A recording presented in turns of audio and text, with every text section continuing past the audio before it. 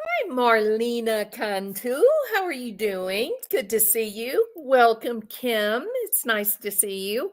All right, everybody. So I'm back. Vicky Carpenter. Great to see you. Thank you for being here. My hours right now are really strange. So I appreciate all of you being so kind and understanding.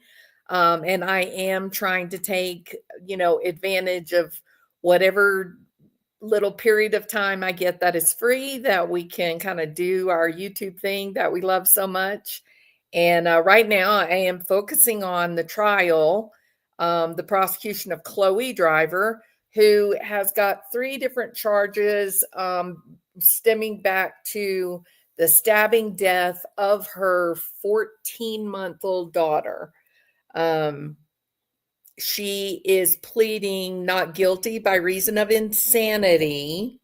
We have heard the forensic psychologist, Dr. Garrett, who has determined that Chloe is competent to stand trial. She can aid in her own defense. And again, this rarely successful condition, not guilty by reason of insanity, it requires that you acknowledge that in fact you did do the crime. So she acknowledges that her actions, she did kill her child, but she is making the case that at the time of the murder, she did not have an awareness that her actions were right or wrong, morally correct or not. It is rarely a defense that is successful. So the whole trial is so curious, and well, it's horrible, obviously, but fascinating too, because this list of characters, these people that are involved, are so extreme in lifestyle. They live an alternative lifestyle that, is best, I think, characterized as cult-like. Even using psychological manipulation that, really I learned about most through the study of brainwashing, mind control, official MK Ultra programs coming out of Toronto, Canada, as well as Germany. So you have to wonder, this guy, Jason Spillers, that we're going to talk about today, or this evening, he has made me very uncomfortable. And so I do want to kind of spend some extra time focusing on him, not only because I just feel like he's such a curious combination of personality factors, and there's something to be learned here from Mr. Jason Spillers, in my opinion. All right. I need to be sure to say this. I am not diagnosing anyone. In fact, I would be willing to bet that Mr. Jason Spillers would be adamant that he is far too unique and wonderful of a creature to ever be contained within the simple confines of a psychiatric diagnosis. I am simply considering what we can see, what we hear him say on the witness stand. He knows the whole world is watching. He knows there's cameras in the courtroom. In fact, he even voiced. Oh, thank you, Thomas Randall.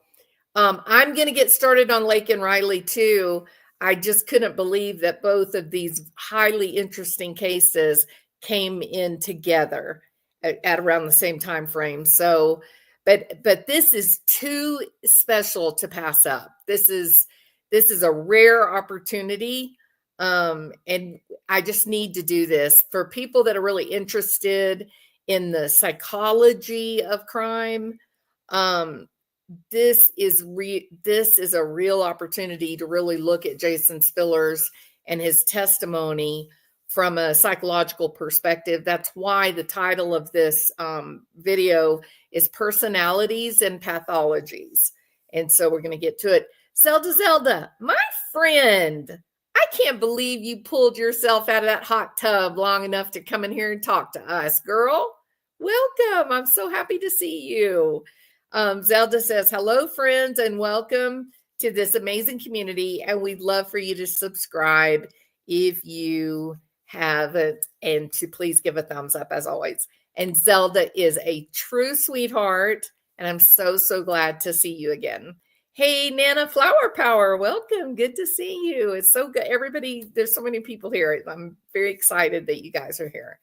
I'm anxious and stressed. How are you? I'm sorry you're anxious and distressed, Marlena. You know what? Life has a way of throwing us curveballs, and we just have to remind ourselves this too will be temporary. And so if you're stressed right now, give it a little bit of time. This too shall pass, my friend. Okay, so let's get into this thing with Jason Spillers. Now, this case actually happened 4 years ago. The murders happened 4 years ago. It took quite a long time for it to finally come to trial. And I'm sure that a lot of that has to do with Chloe's mental status. This is a really, truly mentally ill young woman. I don't think in any way that you can feign this level of disturbance. Even watching her in the courtroom, it is so easy to see even negative symptoms of schizophrenia or schizoaffective disorder. You still can see the changes, that kind of masked face and such. And she is very, very ill. I think they've got her stabilized, on medication now, which is wonderful. But now she has to adapt and adjust to accept what she did to her baby, and to find some level of acceptance that she did have mental illness. I personally believe, based on the things that I've been able to read and based on what has actually been said so far on the witness stand, I kind of think that these people living this alternative lifestyle, I think they were heavily manipulating this young woman. And I think that her psyche was so fragile that she, shattered. And she did, in fact, go to her parents and ask for help. And they did appropriately. There was some medical professionals too that I guess maybe didn't recognize the extreme situation she was in. And I do have to say this too, okay? Although you are going to hear Jason Spillers deny control, that he's going to say that his friend Z is the husband, or was the husband, of Chloe. Although Jason is Jason is white knighting for Z. He's presenting Z in this really positive, presentation, that he was so sweet to his plural wives, and that they did cute things like talk about feelings. There's a very dark and sinister side to this whole thing. And Jason Spillers will tell us on the stand that Z was not controlling his wives, and that the wives had the freedom to do whatever they wanted to do. But listening to Dr. Garrett, when Chloe was in crisis, she did admit to the psychologist that they were heavily controlled. They were restricted from outside relationships, and the only time that they could talk to people is if they were I guess, learning or teaching about their beliefs. So really, really dark and sinister things. My previous video I did on this case, I already spoke about the modified sensory deprivation room that Jason Spillers built in his house. He did it for 18 days. However, in the months before Chloe acted out and murdered her daughter, Chloe was placed in the sensory deprivation room, a dark room, if you will, for 2 months. He's bragging that he did it for 18 days. Chloe, who's actively having a thought disorder, who is in psychosis, is placed in a dark room for 2 months. And she's being given psychotropic medication, THC. Jason Spillers denies that. He says that it was CBD oil, but he would not let her take commercial CBD, that it would be controlled and it would be safe and there would be no contaminants. He has to get a special tincture from one of his little friends, and that particular substance really exacerbates her psychosis, and she becomes really, really disorganized and basically falls apart until eventually Z steps in and says, hey, no more, don't give her that crap anymore.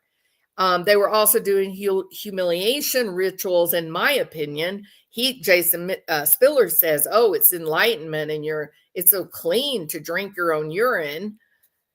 No, there's some if you know anything about MK Ultra, mind control, things like that, it is so easy to see a systematic pattern of control and abuse that was being imposed on this young woman.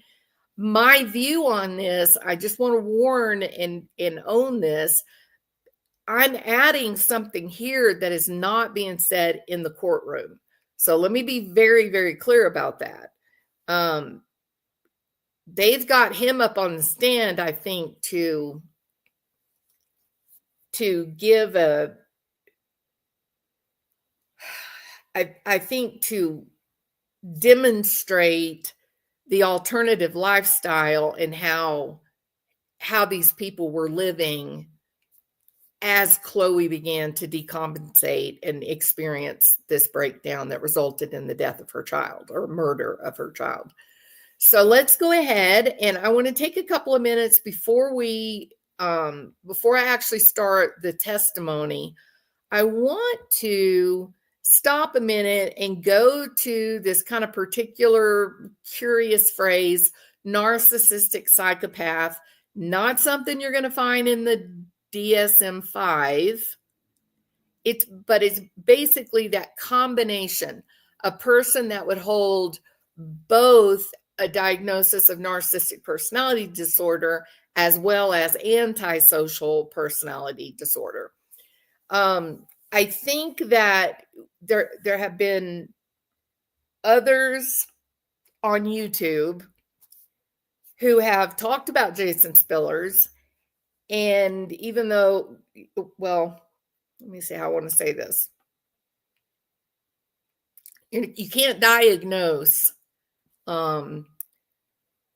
without conducting an evaluation of a person. And so in no way at all does this even approach a legal diagnosis, number one.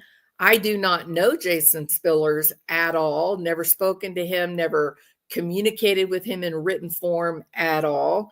I am simply commenting on what may be happening based on his words that he provided while under oath in a court of law, right? It is a discussion, a brainstorming session, if you will, a way to perhaps take his very unusual presentation and try to give it structure, try to give it some form that makes it a little bit more understandable when you ask yourself, dude, what the hell's wrong with you? then hopefully after we kind of do this little academic exercise, you'll have a little bit better picture of what might possibly, what may be happening with Jason Spillers. But again, I don't know him. I haven't interviewed him. I'm simply evaluating what he said and did during his interview under oath in a court of law. So I am not diagnosing this guy, okay? This is a learning exercise, like taking Cinderella and using Cinderella as a model for a certain personality disorder. Okay, and a lot of psych professors do that. They take cartoon characters and use the cartoon character to learn how to diagnose a certain condition or personality disorder. So it's just an academic endeavor. It has nothing to do with Jason Spillers, the real man, because I don't know him. All right, is that clear with everybody? So if we consider the narcissistic psychopath, these type of people are sort of your basic nightmare. They're the real monster in the closet, okay? Like when your daughter or your son head out on Friday night to go dancing and meet up with their group of buddies and friends and have a nice, fun social night, and you say to your, be careful, stay with your group, and just because someone's charming and outgoing doesn't mean you should trust them. This is the one you're talking about. A person who has both antisocial personality disorder, someone who would be high in psychopathy, and they satisfy the diagnostic criteria for narcissistic personality disorder. When you combine those traits to do it, you get this interactive effect, right? Both of these conditions are terrible on their own, but when you put them together, they potentiate the darkness of the other, and you get dynamite, so to speak. So if you are trying to put your finger and determine this monster narcissistic psychopath or psychopathic narcissist, again, the special combination is not being addressed in the DSM-5, but it is a phrase, it is a co-occurring morbidities that we recognize as being incredibly dangerous. So as we're looking for them, we look for a combination of traits like a person that would present with a grandiose sense of self, an excessive need for admiration, but also highly manipulative, showing no empathy for others. They may, on one hand, talk about how wonderful and sweet and kind you are right before they belittle you and make you feel terrible. They also, this is a big one, they have a disregard for rules and social norms, and that includes what? The law. They think they're smarter than police officers. They believe that they can explain their way out of any terrible thing that they may do. And they frequently do treat others in really callous and destructive ways because they feel entitled to do that. They think it's okay for them to train people to act in certain ways, just like you and I would train our dog to behave in a certain way. So they have a callous disregard for others' feelings, and they have a really powerful tendency to exploit and deceive others for their own personal gain. When you run across one of these people where they have high levels of psychopathy and narcissism, you can definitely, it doesn't take long at all to get to a point that you realize this relationship isn't just going to be challenging. This person could actually be harmful to me and my mental or emotional health.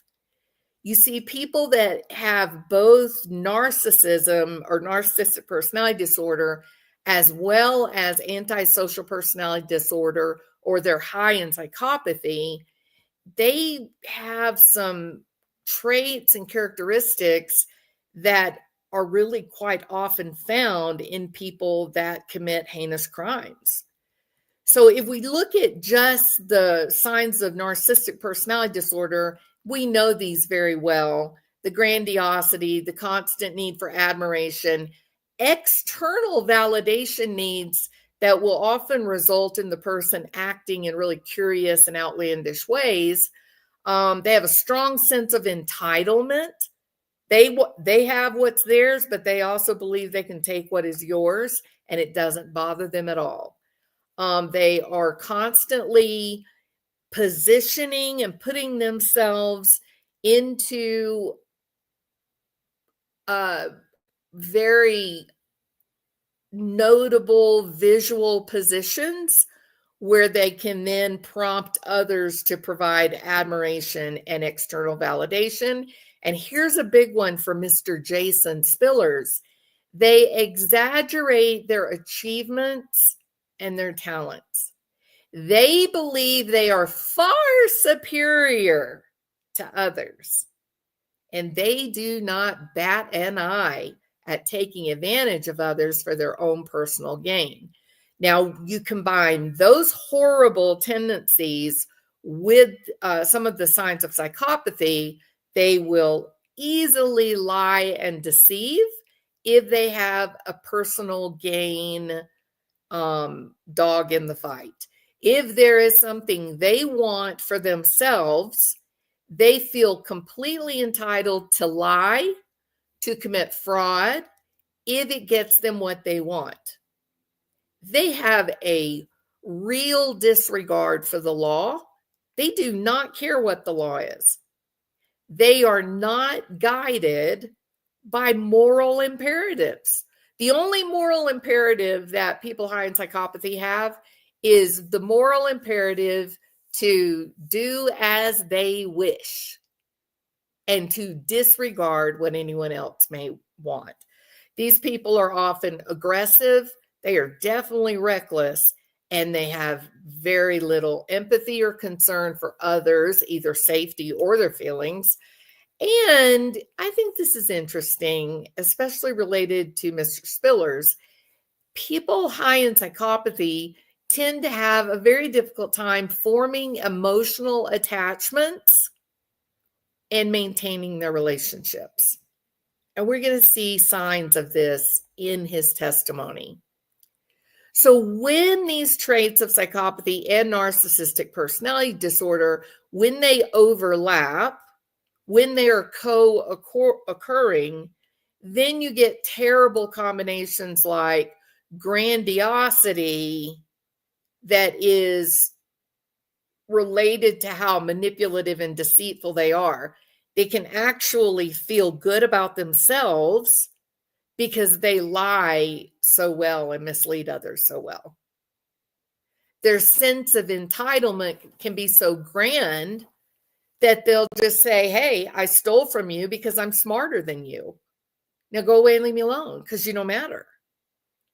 And they'll say silly things like, instead of saying, oh, I'm so smart, I have a high IQ, got a 142 IQ, they'll say foolish things like, oh, well, I have a partially photographic memory. Well, I'm sorry, partially? And if you were so smart, why would you call it photographic memory? You would know that it's eidetic memory, and you would speak about it properly. So with Jason Spillers and others, you get aggressive and hostile behavior whenever they feel their self-worth is being threatened.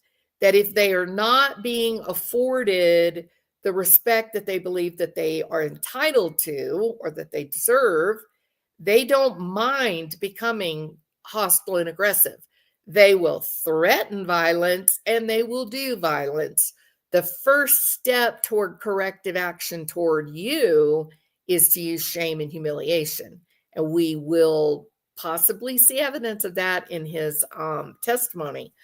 I think it's important to note that these people do sometimes demonstrate a shocking level of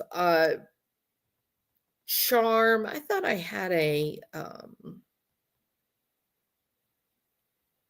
no, I guess I don't. Wonder what I did with it. I did have, let me see if I, there we go.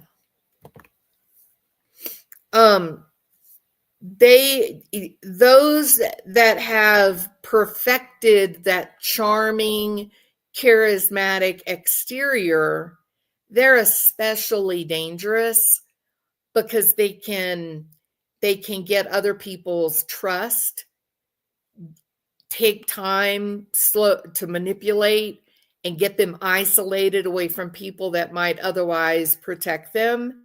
And then once their victim is dependent on them, then they can unleash the true nature of the psychopathic narcissist.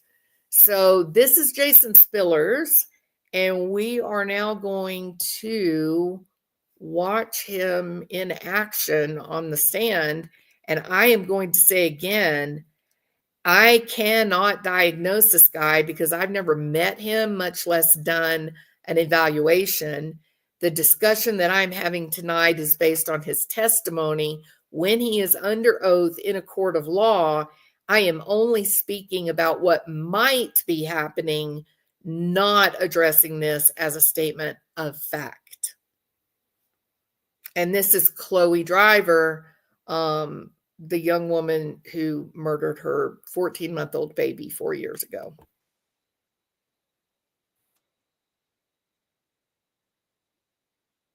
She's watching him get up on the stand. She looks, what? Does she look frightened?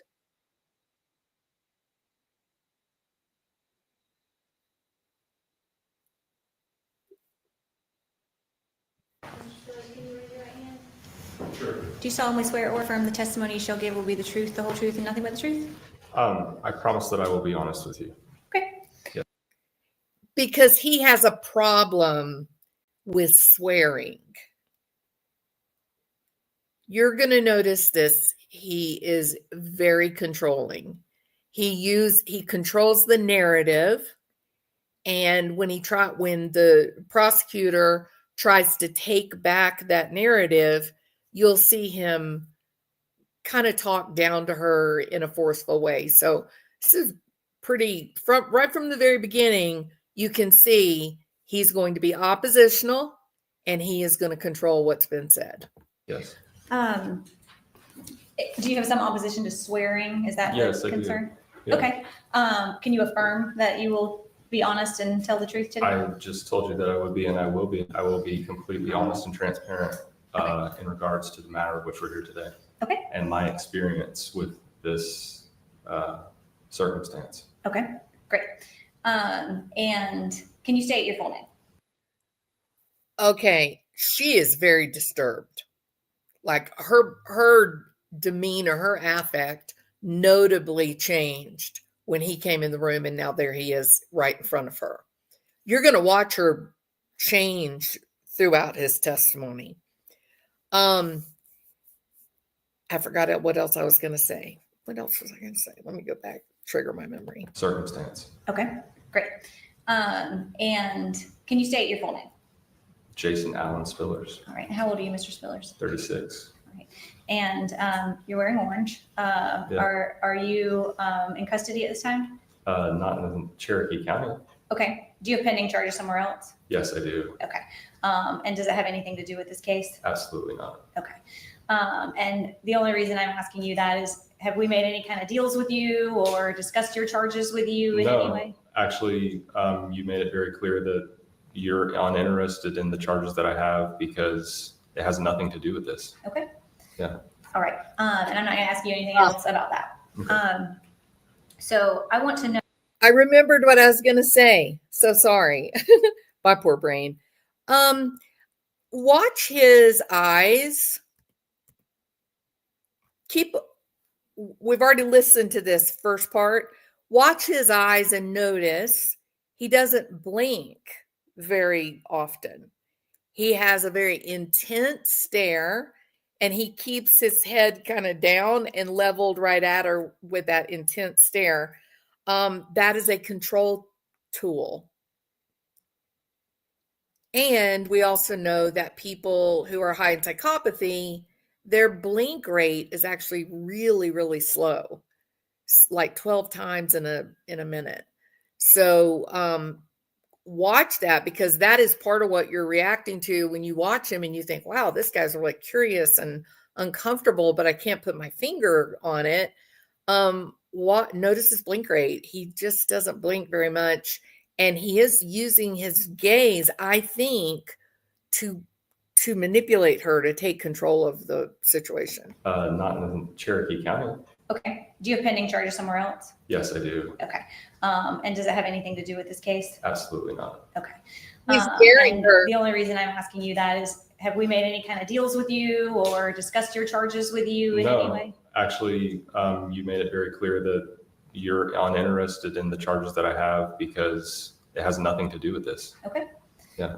All right. And I'm not going to ask you anything else about that. Okay.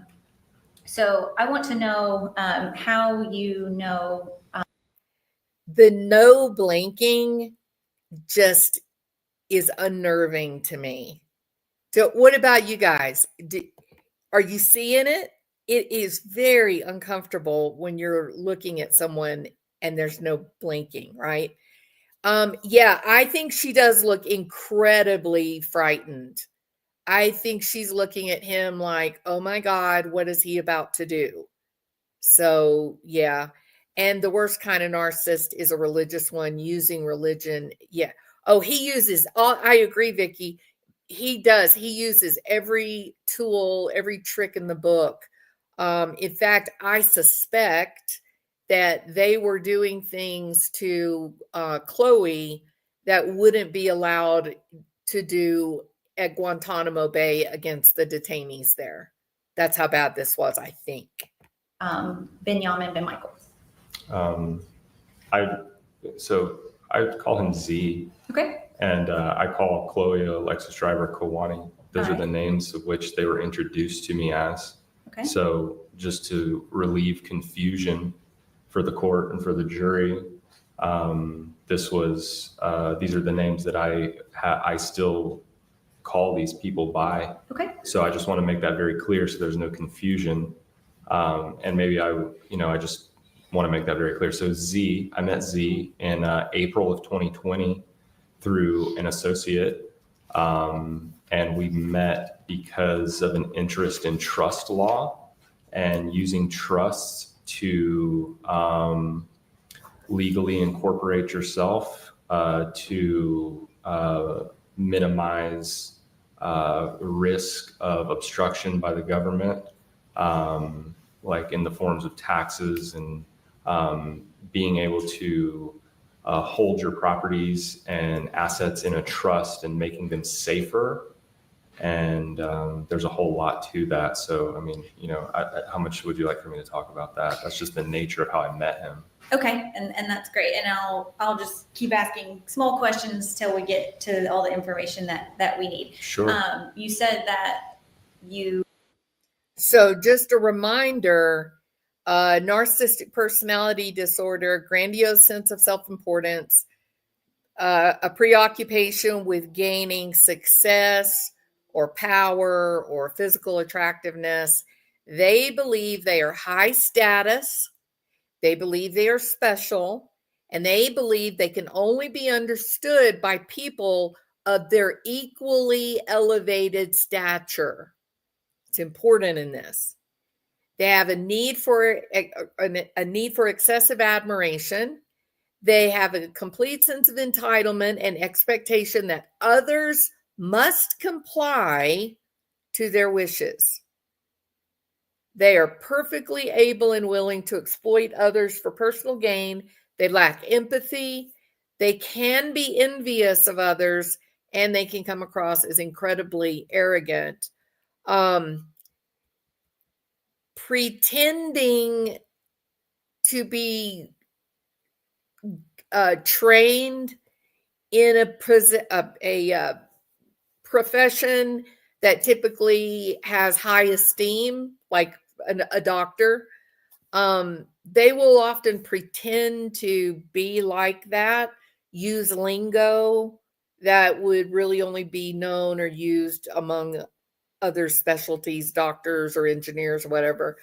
And you're going to see this begin to seep out. He really has a hard time controlling his narcissism. You had the interest in the trust law, but how did you actually come to know him? How did you forge that connection? Did you meet him somewhere in particular? What do you mean? Like, how did you come to know he exists? Through Peggy Schindler. Okay. So you met him through a mutual contact? A mutual friend. Okay. Yes. I saw Peggy in Whole Foods. Okay. And she was telling me about the trust. Okay. But she perhaps doesn't have the vernacular or the capacity to explain it. Mm-hmm. Now, he thinks that women are inherently dumb and that just by virtue of being a man, that you are brilliant and smart and you can understand these very difficult concepts. So he gets a little dig in here to Peggy, even though Peggy is the one telling him about this whole trust thing. He says, oh, well, she really doesn't have the understanding.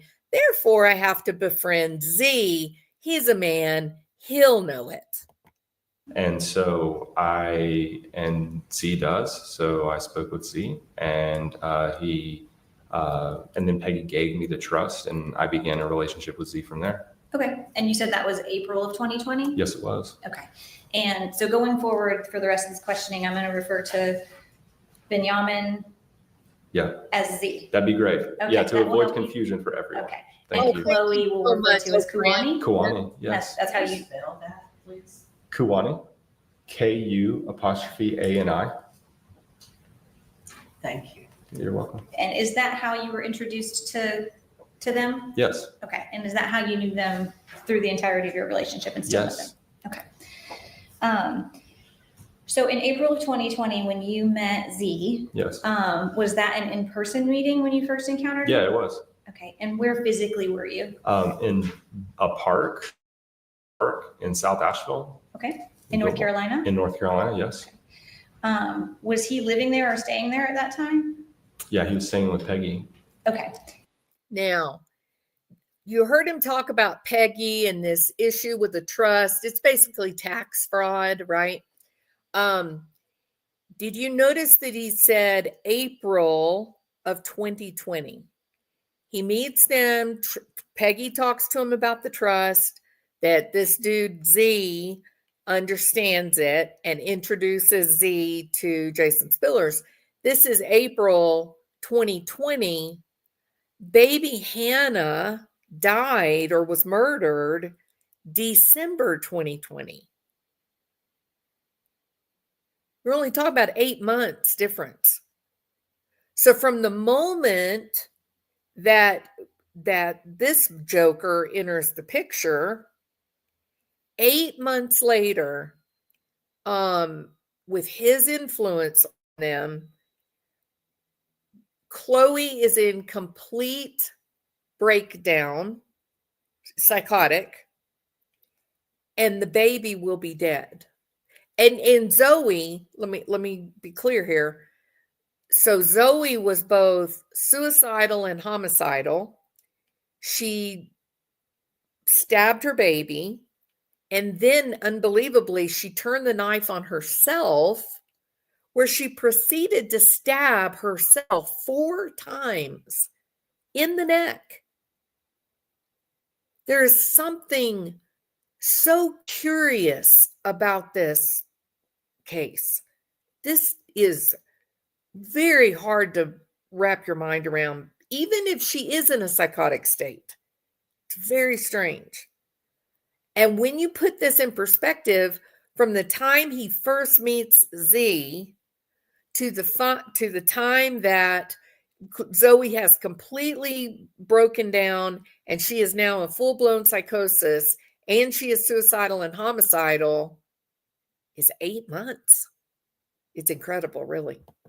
And when you met him, did you become aware of his relationship status? Yeah. Okay. And what did you learn about his relationship status? That he has 4 wives, actually, Okay. and that he practices polygamy. Okay. Is that the question? Is that the answer you were looking for? Yeah, that's what Yeah. I'm trying to get at. Sure. At that time, were you in a relationship? Yes, I was. And did you exercise any type of polygamy? No. Okay. And so when you initially met him, did you come to know his wives? Not initially, but we did later. I believe I met Kwani briefly in May, but we really spent some time together in late May. Okay. When I went down to Florida to visit them with the girl that I was with at the time. Okay. So you had a girlfriend at the time? I wouldn't call her my girlfriend, but Okay. she was living with me. And I mean, I guess you could say that I have always believed in plurality as well. That What the hell are you talking about? Mr. Spillers, this is so ridiculous. So he comes out and he says, no, I'm not in that lifestyle. I'm with this one woman.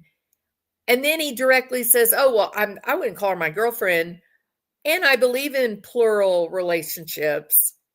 Remember when I was reading to you the description of the narcissistic psychopath or narcissistic sociopath? You remember when I talked about the problem with relationships, that they really struggle to even make a connection? There's no empathy. They don't rely on other people for emotional comfort and support. To be in a committed, loving relationship isn't natural to them. It could be utilitarian. It could serve a purpose. Most often the woman objectified. But watch how he goes from very clearly saying, no, I'm not in the lifestyle of polygamy. And then in the same exact breath, he contradicts himself and he says, oh yeah, but I do believe in the plurality of relationships. It's pretty chilling. That blink rate freaks me out. Like just watching it, sometimes I have to look away from him because it's so sinister. And then he makes these comments like this, and I just get chilled to the bone. In late May, Okay. when I went down to Florida to visit them with the girl that I was with at the time. Okay. So you had a girlfriend at the time? I wouldn't call her my girlfriend, but Okay. she was living with me. And I mean, I guess you could say that I have always believed in plurality as well, that men should have multiple women. But I was never in a committed, I mean, I was with Jen, she lived with me. Okay. And I took care of her. I provided her. She didn't work, so I provided her with food and shelter and safety and companionship and love. But it was never in our agreement that I wasn't allowed to see other women. Okay. So. And as it relates. And notice how verbose he is, right? I mean, it's sort of like diarrhea of the mouth. Instead of just saying we're in an open relationship.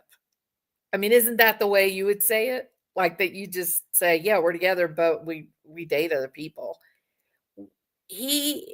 Because of that terrible burden of narcissism, he feels like he has to present himself in a way that would elevate him up above others, all of us, me and you even. He's very aware of the camera. He recognizes his words are being broadcast out to the world, and he wants to take advantage of this. So he's presenting as a pseudo intellectual, something that is really, really, really, really common in narcissists.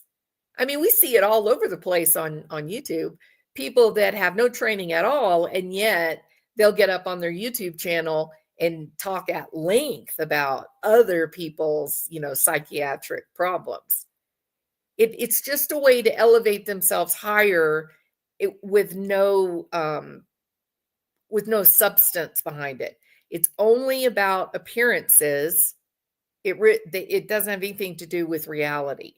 And so you'll see this guy, quite verbose, tries to elevate himself, gives the definition when a simple word would suffice.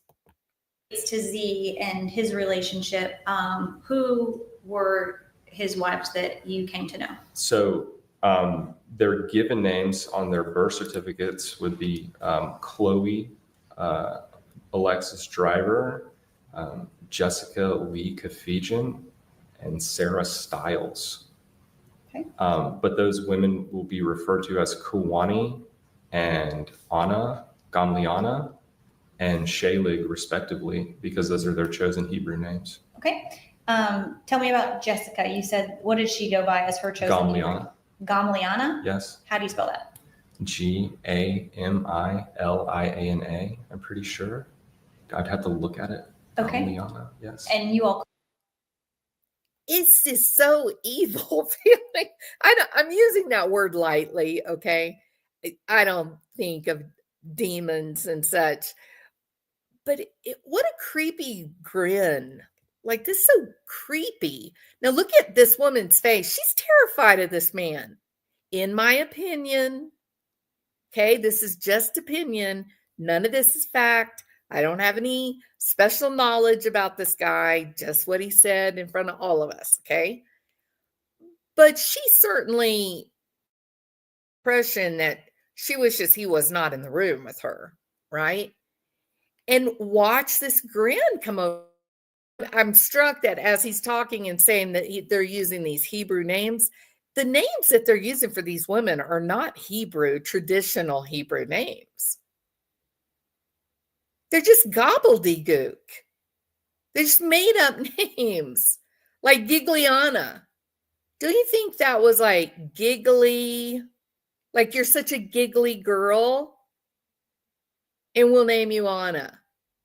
And then you just put it all together to Gigliana to make it seem like it's something that is not a traditional Hebrew name. So odd, so strange. But watch this weird grin come over him. It's really unnerving. Gamliana? Yes. How do you spell that? Gamiliana, I'm pretty sure. I'd have to look at it. Okay. Gamliana, yes. And you all called her Gami? Gami or Anna, she prefers now. Okay. Because she says that people have a hard time pronouncing Gami and they question her, so she goes by Anna now. Gami or Anna. What the hell's with the grin? This is so, ugh. I feel like I need to spray Lysol in the room. It's awful. Okay. Yes. And is that a decision that she made to change that from Gami to Anna? Yes. Okay. Because like I said, she says that when she introduces herself as Gami, people say, what? God. And so she just goes by Anna now. Okay. And then Sarah is the legal name. Shalig. Shalig? Shalig. Sheilig. It's a Hebrew word. Shalig? Shalig. Okay. It's a Hebrew word. Yes. All right. So when did you meet Kawani, Gami, and Shalig? Like I was saying, I think I actually met Kawani and Gami in May before they briefly at Peggy's house. Before they left North Carolina? They left North Carolina to go to Florida, but Okay. I can't remember. It seems like I did. So you're asking me, this is like 5 years ago almost. So, whether I met them before I went to Florida, I can't remember. It feels like I did, but that's kind of irrelevant because we went to Florida. Jennifer and I, this girl that I was with at the time, Okay. we went to Florida to visit them and stay with them. All right. Do you know when that was that you went to Florida to visit and stay with Z? And It was after Kwani's birthday, which is the 18th. Okay. Tell me when Kawani's birthday is. 18th of what? May. Okay. So after May 18th of 2020, you and Michelle, No, Jennifer. sorry, Jennifer, Yes. you and Jennifer went to Florida. Yes, we did. And did you stay with Z and Gami? No, we stayed in our van. You stayed in your van, okay. Yeah, but we spent all of our time with them though. Like they were staying in a motel at the time. Okay. In Nokomis Beach. Where? Nokomis Beach, Florida. Where's that? It's by Venice. It's like south of Sarasota. Okay. Yeah. And you mentioned that when you first met them, they were in North Carolina, and then they went to Florida. They were staying in hotels. For the duration of your relationship with them, was that routine for them to kind of move around or travel or stay in different places? Yeah, they were moving around a lot at the time. Okay. From what I understood, but they had been in, I can't recall what they were doing before that, but they stayed in Florida and then they went to Connecticut and they would stay in different places for like months at a time. I know that they stayed in Florida for months.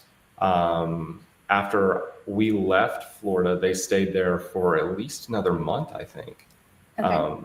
And they would stay in one place, like a singular location for a few months, and then they would go to the next location wherever they decided to go. I know that Kwani and Z had been in Myrtle Beach together for a pretty extended amount of time in Virginia Beach. That's where they met Gamliana. So they stayed in these places for extended periods of time. Okay. So you're aware of Florida, North Carolina, Connecticut, Virginia. Yes. Anywhere else? Gosh, I don't know. Did they ever spend time in Tennessee? I don't think any extended time. I don't know. I can't remember. Okay. I don't know. All right. So. And so you indicated sometime in May of 2020, you went down to Florida and spent a lot of time with them? Yes. Okay. We spent a week down there. A week? Yeah. Was that the first time you saw Benjamin with all three of the women? Yes, it was. Okay. Yes. And when you first met him and learned that he had three wives, sort of what was your thought process on that arrangement or situation? I thought that was really interesting because, usually you only see that with like religious cults like Mormonism. Even though, scripturally, even, old Jewish and Christian tradition promotes plurality. Like it's promoted in scripture that men have multiple wives. Like it's written about all through the Bible. But you don't really see it that much anymore, perhaps in Mormonism only. And I had spoken with Z extensively about what was happening with his wives in this situation. And I found it pretty interesting because he was providing care, all of the things that a man is supposed to provide for a woman. Like I said, and it was kind of like something that I was interested in because, like I said with Jen, I provided Jen with food, a place to shelter. She didn't work. I provided her with companionship and love, and I listened to her and I was affectionate towards her, even though I was never in a committed relationship. But it's like the value of having a wife is profound, like the value of having that intimacy that perhaps couldn't be achieved through a non-marital relationship. And so Z had basically taken what I found to be what I wanted in life was plurality, but also incorporating the deep intimacy of marriage with multiple women. And I thought that was highly interesting. And now, does this sound like a guy who is really capable of some deep relationships, commitment? It's hard to take him seriously as he discusses his excitement for, being in love. I will say that you're going to hear quite a bit of these narcissistic influences on him. Narcissism itself, narcissistic personality disorder, even though it's sort of a buzzword that we here in the true crime community, we throw that word around quite a bit to describe people's just bad behavior, rudeness. a true narcissistic personality disorder is actually quite rare. It's got a rate of occurrence in the general population anywhere from about 0.5% up to 4 or 5%, depending on what research project you use. And we should be a little more tempered talking about or using name calling to say that a person is narcissistic or whatnot. I think we're getting a really good hint here at potential narcissistic personality disorder. You notice how he is so excessively special, and he doesn't even make any apologies for it. He seems not to even notice that he's off-putting in his level of personal praise. So it's almost like he has learned to be his own authentically validating environment. He overindulges himself to a point that he doesn't even need anyone else to give their approval. He is so completely pleased with himself and who he is that he's not really noticing anybody else gives him that approval and praise. I was very curious to see how that played out and how that worked. And so was Jennifer. Honestly, she's like, whoa, like multiple wives, really? Wow. Like, we like, that's different. Like we should totally go hang out with him, so we did. So we went to Florida. Sorry, I'm going to adjust myself. You're fine. My niece. And you said you were kind of interested to see how it played out basically, like we're talking about like the social dynamic of a circumstance like that, which I think is really like where most people go with that. Mm-hmm. When they hear about polygamy, most individuals will question the social dynamic of such relationship. And how does that work? Like, what is the social dynamic between the women and the social dynamic between the women and the women and the men? I mean, you can see these types of shows. There's shows on television now that promote polygamy and like Sister Wives. Yeah, exactly. Okay, this may come as a complete and total shock to you, but Jason, Sister Wives is a Hollywood production.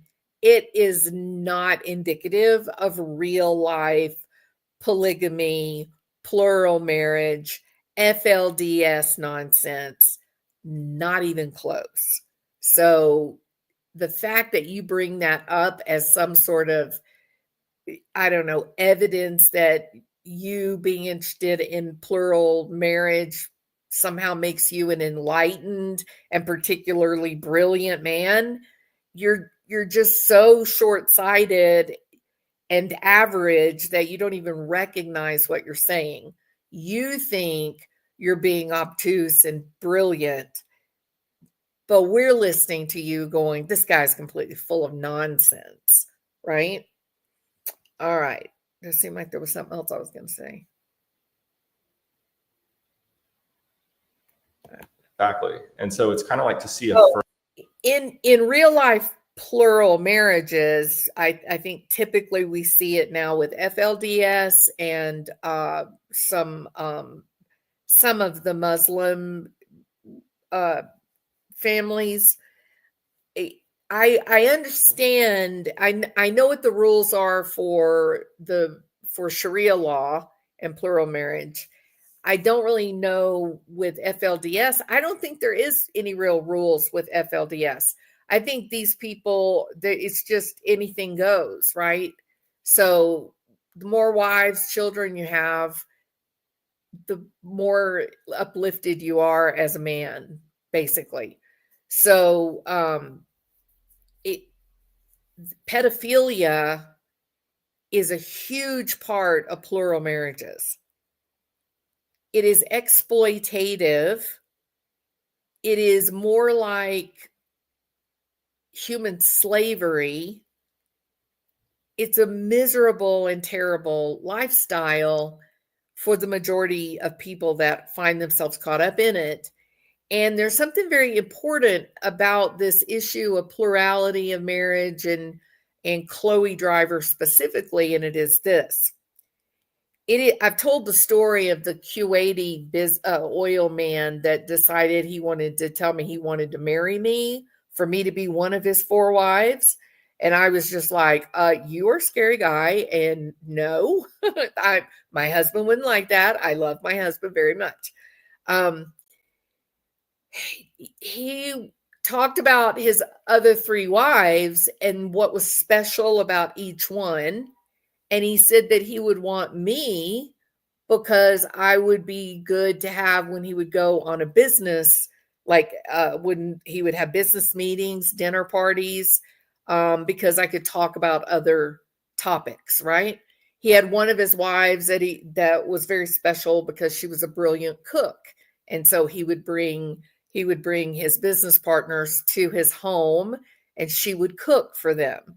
So each of his wives, he sort of had a purpose for them. They had special value to him. They weren't equal. They were each in their own a tool for him to use. And I think that was fairly common description for what you hear when you hear about Muslims that are in a plural marriage situation. And it is not uncommon for the first wife who does, in fact, I'm talking about Islam here. I don't really know much about FLDS, but I do know with Islam, and the first wife holds a position of power in the bigger family structure. She holds a position of power, almost having dominion over the other wives. But when she begins to age, and then he takes on a much younger wife, then things can get very, very, very aggressive with the oldest wife. There are tales in Egypt of young wives going missing and being found later cut up, and the suspect is the other wives doing it together. So the young wives they become the sex object, while the more established wives, they have clout and power that they protect at all costs. They're no longer really having sex with the husband, but they definitely have a position of power, of value within the marriage. And so any young wife that comes in as a sex object, then she becomes quite a threat to their safety and their position of power, the position of their offspring. And so it can get kind of bad. So the reason I kind of fall back on that to talk about it for a second is this, that Chloe was actually the first wife of Z. Now there was another woman, but she left. And then Chloe ended up marrying Z. They were together for about 10 years. She got pregnant, and then these other 2 women, came on board. She was very unhappy about being in this plural marriage once the baby arrived. Now, Hannah did not have a birth certificate. She had no vaccinations. She had never been to a pediatrician, seen a doctor, nothing. And so Chloe is telling the psychologist that she has the baby. The baby gives her a different perspective on her lifestyle, and she thinks, this is really unhealthy for my baby. I think my baby's in danger. I don't think we can continue this lifestyle.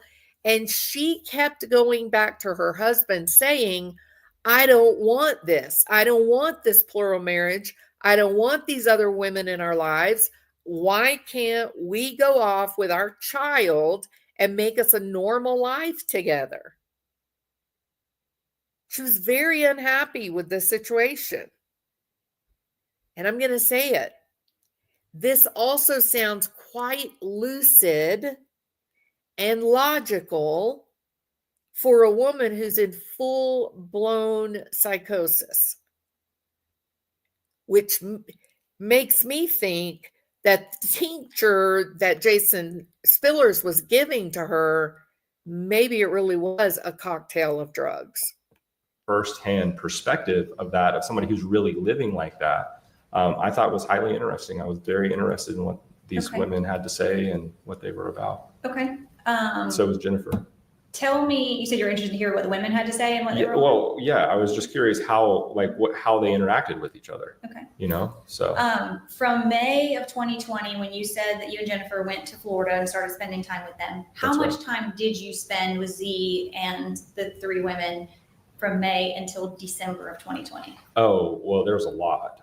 Okay. I mean, so I went to go see them in May. And then I broke up with Jennifer. I broke it off with Jennifer over the summer. So she actually never saw them again. Okay. And then I stayed in Connecticut at Z's parents' house. He dumped Jennifer, basically. He got a look at this whole polygamist, plural marriage lifestyle. He got to be God for the day. And he decided, I don't need old Jennifer over here, dead weight. I need to kick her to the curb. And then me and Z will go and we get to pretend to be gods and have these women do our bidding. I mean, what other way would you describe what he did? He meets them in May. And by June, his girlfriend is history. And he's jumped up in his van and driven up to Connecticut to live with Z and the girls.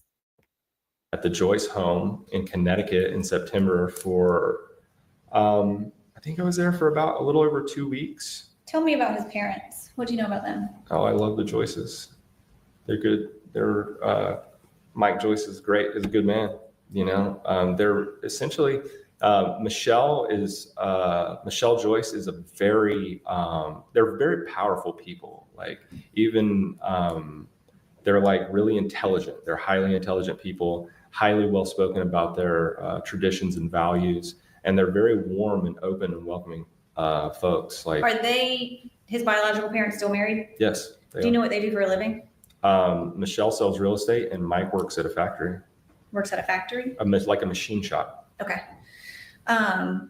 So you said you went to Connecticut and you stayed at his parents' house? Yes, I did. Okay.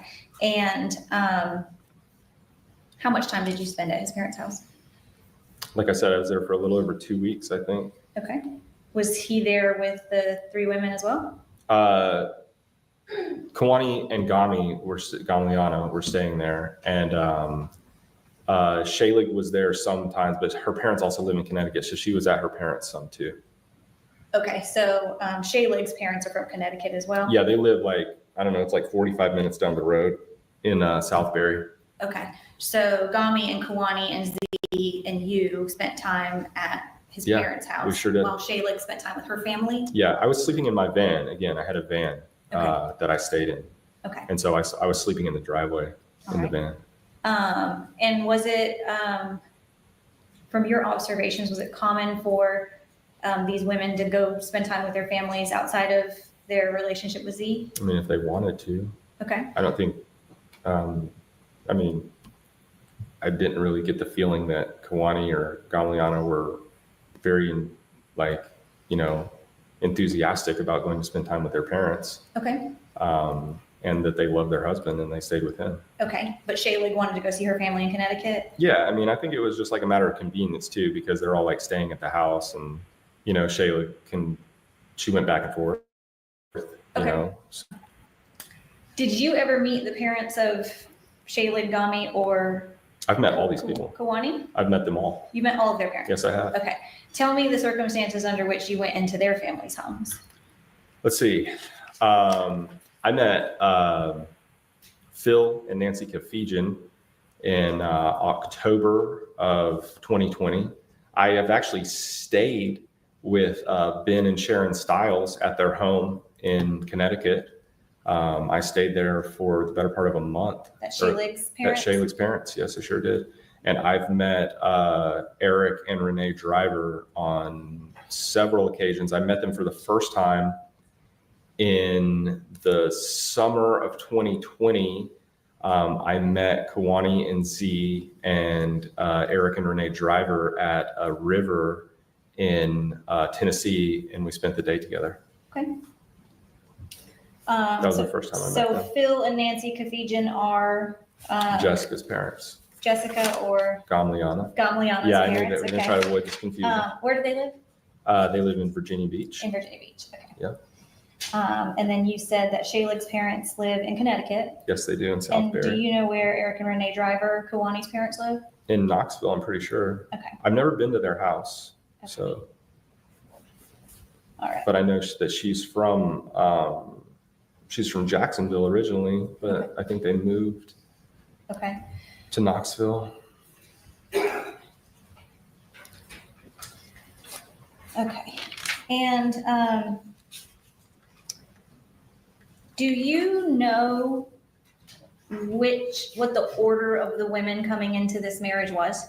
Like Yes. who was first? Yeah, it Okay. was Kawani first. Okay. Do you And know how long she had been with Z? Like as of 2020 when you met him, how long they've been together? Gosh, I don't know the answer to that question. Years. Okay. Yeah. And who came next? The Jessica Gamliana. Okay. And how long had she been with him? I think like Kawani and Z had been together since she was like right when she was 18. And then they met Gami a few months later. Okay. I'm pretty sure. I don't know the answer to these questions. Okay. Exactly. If you don't know, then Yeah. that's fine. I'm but just if you like do know. telling you what I think it is. Okay. It's kind of like I haven't really considered that. I haven't, I'm sure I was told at some point, but I mean, Jason, probably, that's not particularly And from your understanding, who was the helpful. You're on last woman to stand, kind of enter the remember? picture? Shaylee. Shaylig. Yes. And when you met them, do you have any idea how long Shaylig had been in a relationship with Z? I'm going to guess like 6 months or something like that. Okay, so pretty recent. Yeah, within the year. It had been within a year. Okay. Do you still have a relationship with Z? Yes, I do. Okay. And do you know whether Shaylig and Gami are still with him? Yes, they are. They are. They Okay. are very much still with him. Okay. Remember, look at that stare, man. He is a freak. Remember what I said about these people believe that they are very high worth individuals and that they should only hang out with other people of equal stature, right? That social cred. He believes that Z is his equal. He believes that he and Z stand out among all others in their genius level of intellect and uniqueness. And it's all just nonsense. They're just abusive, controlling misogynist. All right. So when we were talking about the sort of the social dynamic of polygamy and sort of your interest in that when you met Z, Yes. what did you observe about sort of his treatment of the women or their interaction and treatment toward him? Like what was that from I your observed a perspective? very beautiful, healthy relationship. Okay. What do you mean by that? That all like they would wake up every morning and talk about feelings, which I thought was really cute. Talk And about feeding?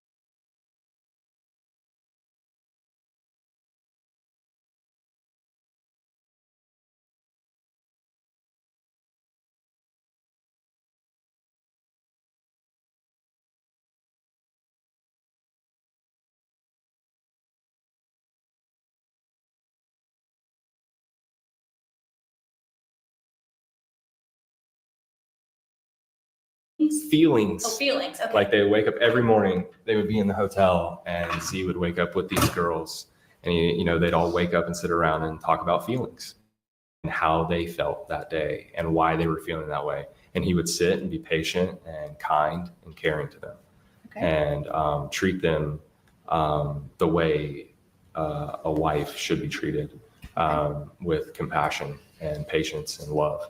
Okay. And even Jennifer and I, we both observed this. I was actually a little surprised at the amount, like the absence of like petty argument and jealousy, because you have to kind of expect that. That's what Jen said too. Like, we were like, wow, this is really, like, they really have a healthy thing here. That I do they're have all something interacting. to say here.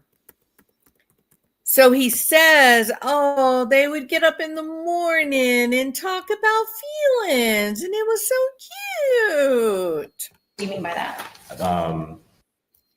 They would get up in the morning and they would talk about feelings.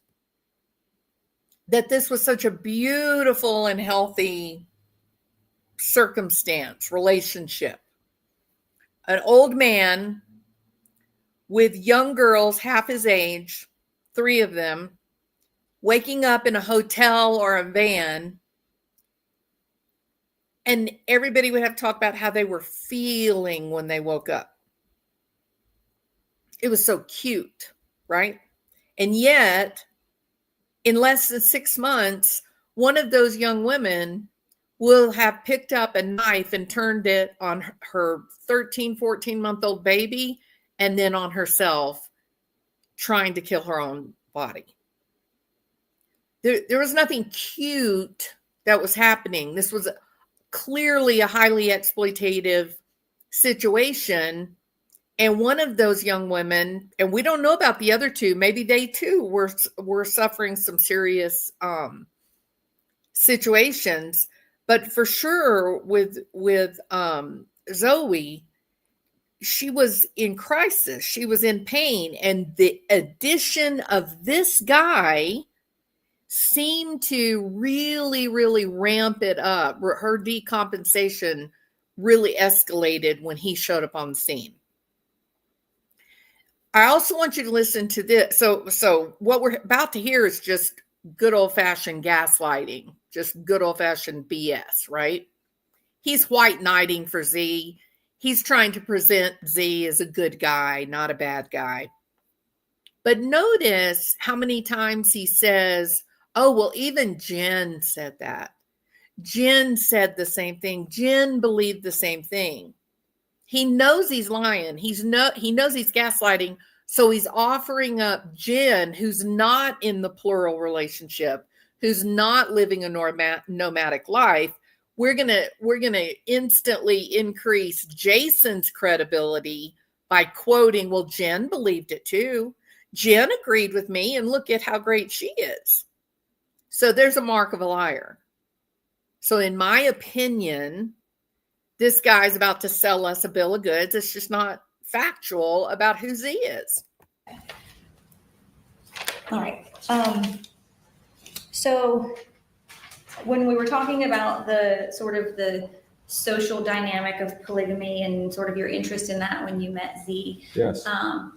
What did you observe about sort of his treatment of the women or their interaction and treatment toward him? Like, what was that I from your observed perspective? a very beautiful, healthy relationship. Okay. Yeah. What do you mean by that? All, like, they would wake up every morning and talk about feelings, which I thought was really cute. Talk about feedings? Feelings. Oh, feelings. Okay. Like, they would wake up every morning, they would be in the hotel, and Z would wake up with these girls, and they'd all wake up and sit around and talk about feelings. Okay. And how they felt that day and why they were feeling that way. And he would sit and be patient and kind and caring to them. Okay. And treat them the way a wife should be treated, with compassion and patience and love. Okay. And even Jennifer. How does this guy know how a wife is supposed to be treated? These were exploitative relationships. These were not committed love relationships. These were not deep commit. But these were 2 old men messing around with young women half their age. Jennifer and I, we both observed this. yeah, I was actually a little surprised at the amount, like the absence of like petty argument and jealousy, because you have to kind of expect that. That's what Jen said too. Like we were like, wow, this is really like they really have a healthy thing here. That they're all interacting with each other. They all share the same type of value for humanness. That like there's a real value here that you don't see in a lot of individuals. Like most people act solely in self-interest, and that's not what you saw with these girls and their man. And it was really sweet, actually. Okay. Like, So, just a question really fast. Does Zoe look like she's feeling nostalgic for those sweet days? Or does she look like she's on the verge of dissociating? The level of stress in this young woman's forehead is shocking. Look at that. This is a nightmare. This guy is a nightmare. Z was always, he was being very kind to them, and they all got along. Like I didn't see, we stayed there for over a week in the van, and, we didn't see any bickering, and we were with them all day, every day, like this whole time. And that was the week you spent with them in Florida in May of 2020? That's right. Yeah. Okay. Yep. When you left Florida, I asked you sort of the broad question of how much time you spent with them between May of 2020 and December of 2020. Sure. But after that week in May, when did you later spend chunks of time with them and where? Well, like I said, I met up with Z and Kawani and her parents at a river in Tennessee. Do you know when that was? Gosh, sometime in the summer of 2020. I actually cannot remember exactly when that was. Okay. And then I stayed with Z. I stayed in his parents' driveway for a few weeks in September. Then I went back home, and then I came to Virginia Beach in the middle of October, and I stayed there for about 3 weeks with Z and Kawani, and Gamliana too. Sarah Shalig was in Connecticut at that time with her parents. Okay, so in October, you spent 3 weeks in Virginia. Shaylee was with her parents. That's right. And Kuwani and Gami and you and Z were together in Virginia? That's right. Okay. I want to get signed back into this computer. Does she look happy? Does she look like she's enjoying this walk down memory lane?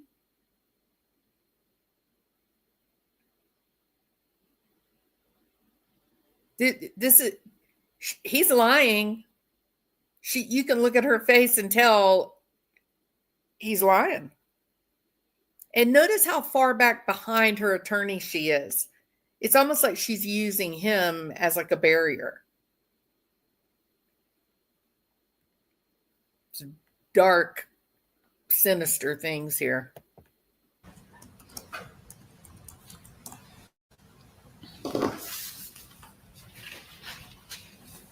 I want to show you. May I approach the witness? Yes. Let me show you what's marked as State's Exhibit 84.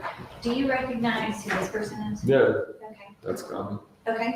Does this accurately reflect the person you know? That is Jessica Kafijian Gamliana, who prefers to be called Anna now. And I told her the name change has been a little difficult for me. All right. Your Honor, this time I'm an attender of State's 84. Okay.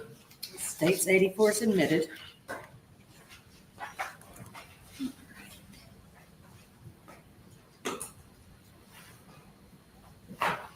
Permission to publish? Yes, ma'am. Okay.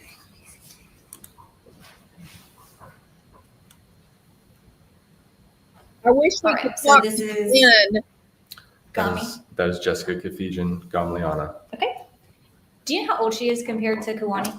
Jessica's birthday is June 3rd, 1988. June 3rd, 1988? That's right. Okay. So she's older. And this is State's Exhibit 85. Do you know who this is? Yeah, that's Shaylee. That's Sarah Stiles. Okay. Yes. Your Honor, tender states 85. It's admitted. And this is, how old is she? Shaylik was born February the 8th, 1997. February 8th, 1997. How do you know all these women's birthdays? Is that something that's I have a important? partially photogenic memory. Okay. Would that be information that you seek out about people that you care about, or that No, you? I don't even try to remember. Okay, you just remember it. Yeah. Okay. That's the nature of my mind. Are these? All right. Do we need to stop a minute while you go and vomit? That's the nature of his mind. Ugh. This is a clown. These two pictures, the scene that you remember of December the 8th of 2020, being at that residence? Oh my gosh, that is the inside of Jerry's house, isn't it? Wow. Yeah, I don't know the inside. I was gonna say, because I see the picture of Shaylik there, and I'm like, wow, that's really messy. Like, because they never kept a messy place, but Jerry does. Okay. So I see that there. That is the inside, because like you see all the dirt and like just like it's kind of nasty looking. I was just like, where was this picture taken? Like, because they do not keep an unclean house like that. Okay. But Jerry definitely does. Jerry's kind of a slob, self-admittedly on his part. So I'm not trying to. Okay. He'll admit that. All right. Tell me a little bit about that. You said they keep a clean environment. In terms of sort of the dynamics of the group when you were with them, did they have any viewpoints about like diet or like health in terms of? Oh yes, very much. That's like a part of the way that they live, and it's part of the way that I live too. Okay. And what were sort of were you all like-minded in that way? Yes, very much. And that's one of the things that that I liked about Z immediately, was that the way that he cared for himself and the way that he cared for his women. What do you mean by that? First of all, like there's like a standard of purity. I've been on and off vegetarian for most of my life. I met them and they're vegans. Okay. They eat no processed sugar. They eat extremely healthy, like no vegan. And the reason why they don't eat animal products is because of the inhumane treatment of animals. So it's like, it's viewed as like an innocent life. So you have an innocent life in this animal, and Z feels that, we are not entitled to take that life. And that was actually something that I picked up from Z, because before I had just been a vegetarian for my own health purposes. But then And Judge, if we can't even take the life of an innocent animal for food, then we would certainly never be involved with taking the innocent life of a human child. He told me about his reasoning for veganism, and I agree with him.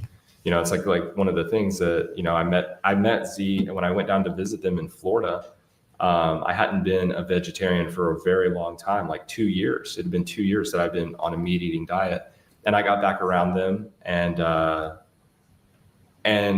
was influenced in a positive way, I would say, by being around them and being around their health again. And so I immediately went back to vegetarianism, and I've been a vegetarian ever since. Okay. Back to my routine. And Jen did it with me too.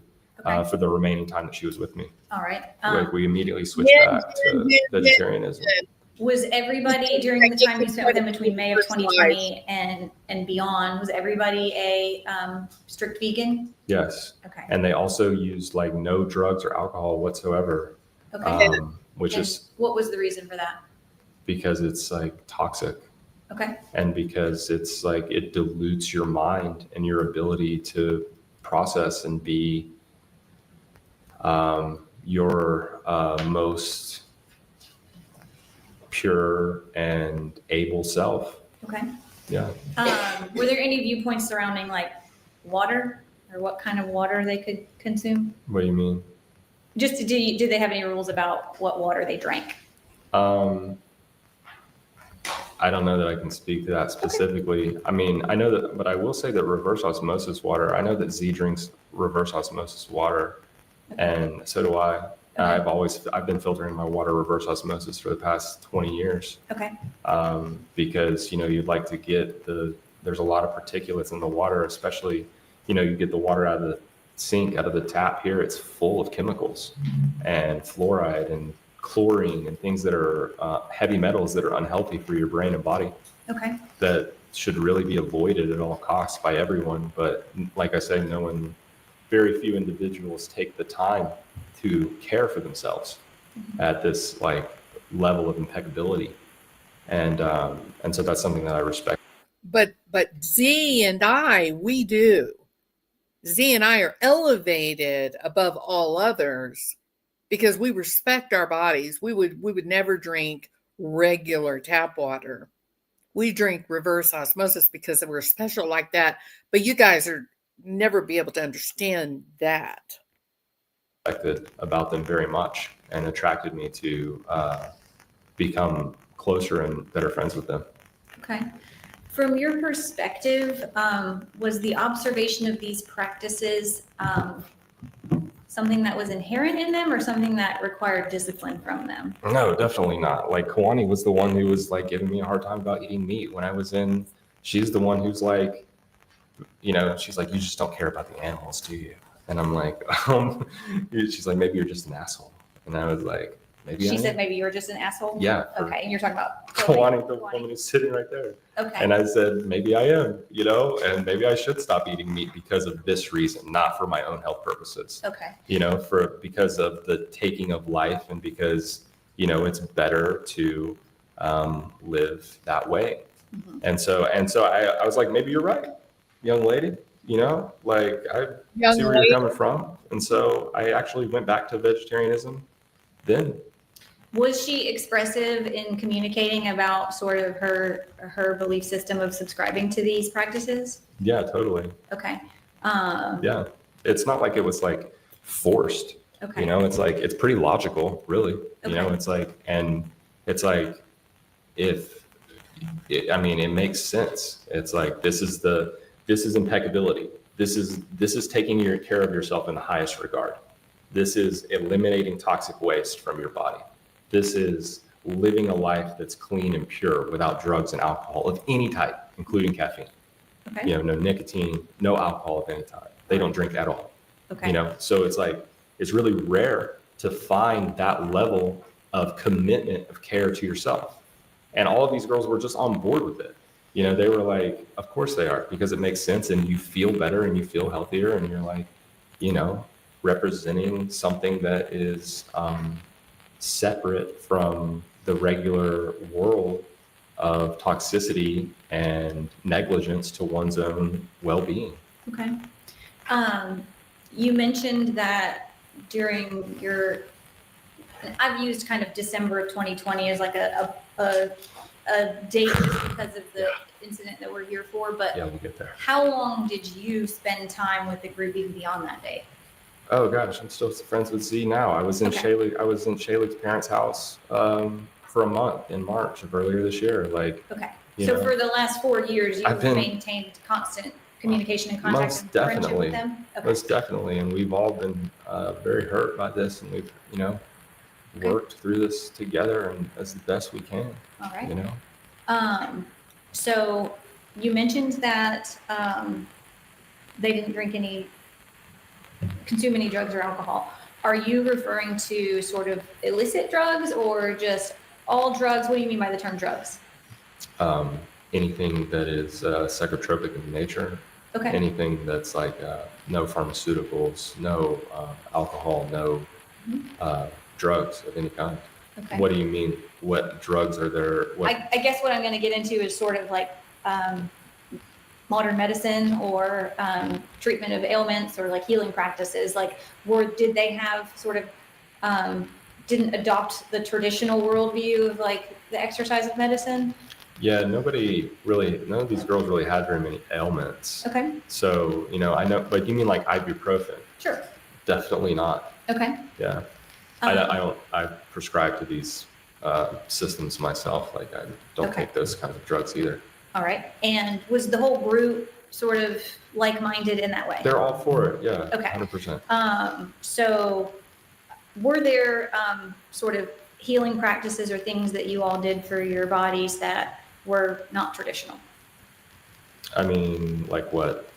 Like drinking your own urine? Sure. Okay. I've been drinking my urine daily for 4 years. Okay.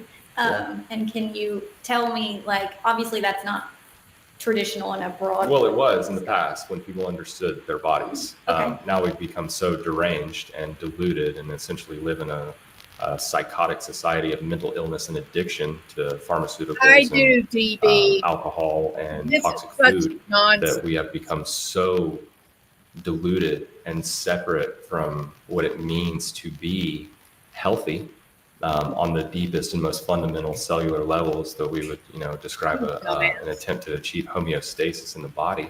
Mhm. Yeah, so urine therapy is non-traditional in today's modern terms of, our deranged society, toxic society, but it's actually written about by medical doctors. It's written about by people all over the world. There's if you go online and look up urine therapy, there's like 15 books available written by allopathic medicine doctors, homeopathic medicine doctors, written by shamans and gurus from the East, written about by regular everyday people who have healed themselves, who claim to have healed themselves of things such as cancer by drinking their urine. Okay. And it tells all about, if you want to do your research, urine is from the word orin, meaning light. And basically it's like when you go to an oncologist and they take a urine sample instead of a blood sample, that's because the urine is more telling of the malfunctions in your body. And so allopathic, homeopathic, and people from all types of different natures write about, the photonic realignment of your DNA through urine therapy. So urine has like discarded nutrients in it, but those nutrients have passed through your kidney and bladder and are now contained within orin, the light production of your body. And it needs to be understood, and this is just like very common programming in the world, that urine is waste, and it's literally an antiseptic. It's the opposite of waste. Your stool is your waste.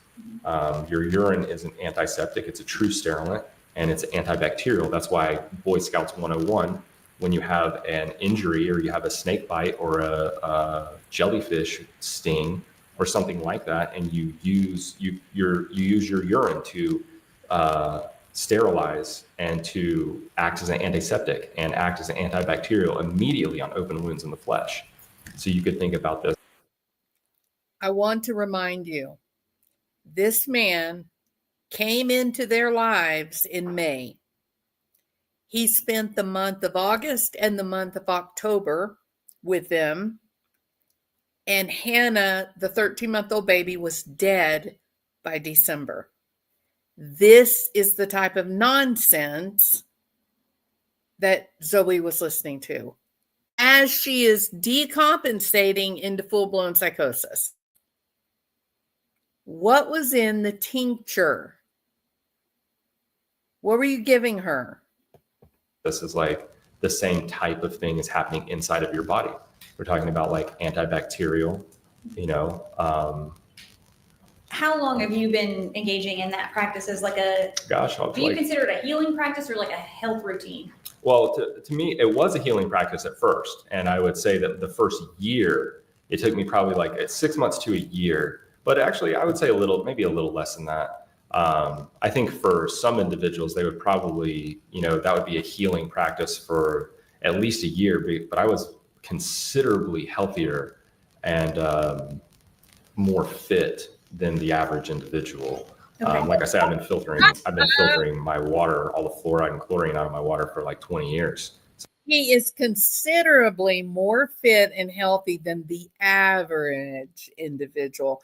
You are looking at a fine specimen, a legend in his own mind.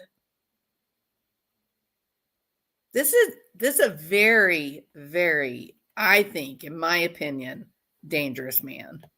Since I was in high school. Okay. You know, like I started these practices very young. I just realized that, you know, it's like, would you like to have toxic waste and heavy metals in your water, or should we filter these out? You know, I mean, it doesn't really take a genius to figure this out. Like, we should be taking these steps to heal ourselves and to and not only heal ourselves, but as a health practice. So I'd say, like, for the average individual, I think their first year of urine therapy would be more of like a healing, but I use it to maintain my body still to this day. And did you start urine therapy practice before you met Z? No, actually, but I didn't learn about it from Z. I learned about it from Peggy. Okay. Yeah. And then I started drinking my urine, and after about a month, I was, Z never even mentioned that. Okay. But after I had been drinking my urine for about a month or something, I was like mentioning it to Z, and he's like, oh yeah. He's like, yeah, we do that too. Okay. You know, so I actually know a couple dozen individuals who drink their urine regularly. A couple dozen. Okay. Yeah, sure do. And as far as Z and Kuwani and Shalig and Gami, did they all participate in urine therapy also? As far as I know. Okay. Did you ever know of anybody be forced to participate in that practice? No, I didn't, actually. All the individuals that I've met, or it's kind of like one of those things, it's like, oh, I didn't even know about that. You know, like I didn't know until Peggy told me. Mm-hmm. And then I started doing my research online, and it turns out there's a lot more people that do it than, like, there's this guy who I really respect online. His name's Troy Casey. He's the certified health nut. He's like an influencer on Instagram. And so he and like several other individuals, they really promote like urine therapy. They do it all the time. Okay. You know, so it's like, it's a little more mainstream than, you know, you would think. And unless you know about it. And it's not as mainstream as cutting. There's plenty of influencers, people online that are advocating for cutting in the name of mental health. Do you think that's a good idea too? No, none of this is true, what he's saying. I'm convinced of it. We are being sold a fiction. And then you hear about it and it's like, oh, this is a lot more mainstream than I thought. Mm-hmm. You already kind of just spoke about the sort of group's collective views on medicine, or traditional medicine. Sure. Were there any other types of healing practices to either like center themselves or strengthen their mind or their body that you were aware of? Gosh, I mean, I personally use all kinds of, like, I use Rife machines. I've watched people have miraculous healings from Rife machines. And what is that? A Rife machine is a frequency generator developed by Royal Raymond Rife in the early 1930s at the University of San Diego, Southern California. And this man found that, and you can do your research on this, anybody who's interested. This man found that when exposed to that everything has a frequency and vibration, because that's the nature of reality. It's just an atomic structure. And so to understand the fundamentals of science, which we're all taught in school, but it just doesn't seem to sink in to a lot of people, you know, that everything that we're experiencing right now, the air is mostly nitrogen and the matter's it's mostly carbon. So we have a atomic pixelated holograph reality, and these things have been written about from, you know, the 1927 Solvay Convention in physics and beyond, even to Michael Talbot and Carl Sagan, who write about our people that are living with narcissistic personality disorder. They often present themselves as pseudo intellectuals. They read a little story online and then they pretend that they know all the research. That's what he's doing right now. He's sort of like an advertisement. He just knows the surface level. The nature of reality. And so everything has a frequency and vibration, including illnesses inside of the body. And so this man, Royal Raymond Rife, was able to find that these illnesses, specifically tumors and things like MS and certain other illnesses, have a certain vibrational frequency. And when exposed to certain frequencies, now we're talking about particles and waves, which is, you know, another foundational cornerstone of science, of the understanding of science, quantum physics, and reality. Oh, When you have now the particulate matter of a tumor inside of your body, it may be exposed to the wavelengths of certain frequency vibrations, and it destroys tumors. I've watched some pretty miraculous healings. People being on their deathbed to walking around cancer-free. Were those things that? No, that's just me. Okay. You know, I'm just introducing this to, you know, to the world here right now. Yeah, you're going to be selling those little low frequency machines, the Rife machine. Is that what this is about? Your next grift man who runs about the United States in a van? We haven't even been listening to this guy for 3 hours and we're all pulling our hair out. Can you imagine being psychotic, listening to this fool drone on and on and on and on and on about nonsense? Let me ask you about, and I mean, I've got to just keep but it. Z knows about frequency Z knows about Rife machines too. Okay. You know, so I'm just curious, like which ones? Let me ask a more direct question. Yeah, please. Are you aware of them using any type of sensory deprivation or dark therapy? Dark therapy, yeah, from the teachings of Montauk Chia. Okay, can you Absolutely. tell me about that? Okay, so I did dark therapy in September of 2020. And you're so special that if you did it, then all the little peons can surely do it and tolerate it just fine, correct? Actually did it after I left Connecticut. I had like a small bungalow style house, and so I taped off the bedroom and the bathroom, and I blacked out all the windows, and I retreated. This is from MK Ultra type research that was being done in Toronto and Germany. This is so dangerous. This is this sensory deprivation chamber. This experience that they did for people taught the field very quickly that this was not something to be mucked around with. It's incredible. Treated into into a meditative place for 432 hours. Okay.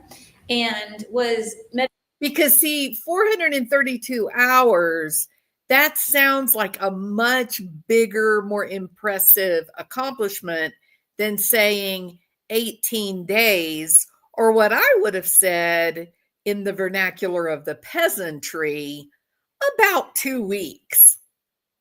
Oh, 438 hours. No, I was in there 2 weeks. It was hell on earth. It sucked. meditation or sensory deprivation or dark therapy, was that something that Z and the three women also subscribed to and participated in? Z did dark therapy like 10 years ago. Okay. You know, he did dark therapy, but at the time when I met them, none of the women had done dark therapy. Okay. Gamliana was the first one to do it. And she did it for 2 weeks at my house in November of 2020. Okay. She was. So when Gamiani does it, she doesn't get 438 hours, does she? Oh, she did it. She did it for 2 weeks. But when I did it, the great and powerful Oz, I did it for 438 long, tiresome hours. The only one to have done that at that point. What brought about her doing that? Did she want to do that, or was she made to do that? No, definitely not. Okay, so Z never made them do anything like that. Like, okay. I mean, it's like they volunteered because they're interested in the same type of achievement. I know Shayla did the dark therapy for a very long time. Okay. She went into the dark for like 2 months. Okay. Yeah, and she's will speak highly of it, but she was seeking that. She was seeking. I mean, she went into the dark achievement. There do anything like that. Like, paid to do that? No, definitely not. Okay, Like Z so, never made them do anything like that. Like, Okay. I mean, it's like they volunteered because they're interested in the same type of achievement. I know Shayla did the dark therapy for a very long time. okay, She went into the dark for like 2 months. okay. Yeah, and she's will speak highly of it, but she was seeking that. She was seeking. I mean, Z didn't say go be in the dark. It's like that's not the thing. And You know. in practice of dark therapy or sensory deprivation, do you come out of it whenever you feel ready, or is it something that like you're locked in even if you don't want to do I mean, it? no, what you're asking is like a personal question about the individual who's embarking on their quest for enlightenment. So you're asking me to, speak to the nature of another individual's personal. I set a time. I was like, I'm going in for 432 hours, and when that time was up, I came out. Okay. And from your observations of the rest of the group, was that personal to them? Did they make choices about whether they wanted to do it and how long they wanted to do it? Sure. Okay. But it's also, the kind of, it's like, as I was raised in my household, and I know that this culture and society in the modern world has deviated a long way from traditional practice, but my father is the head of my house growing up, not my mother. Okay.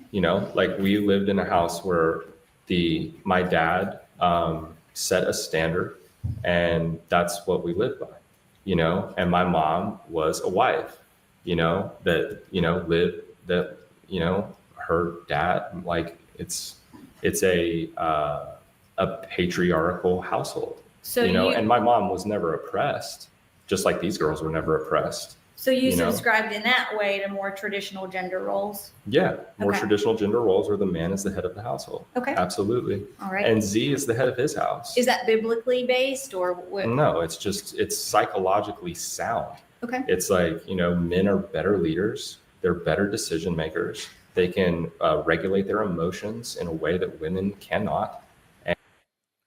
Narcissistic, psychopathic, misogynist. And they're just, they're better leaders. Did you ever So- see that manifest itself in the mistreatment of Absolutely not. Shayla, Gami? I've already or told you Kalani? how sweet and kind he was to these women, but also at the same time, he sets a standard. If they wanted to go do drugs and alcohol, then leave. That was the thing. It's like they all lived this life with him by choice. This was not, you have to live. It's like, if you don't want to do this. Look at that face, because what he is saying is bullshit.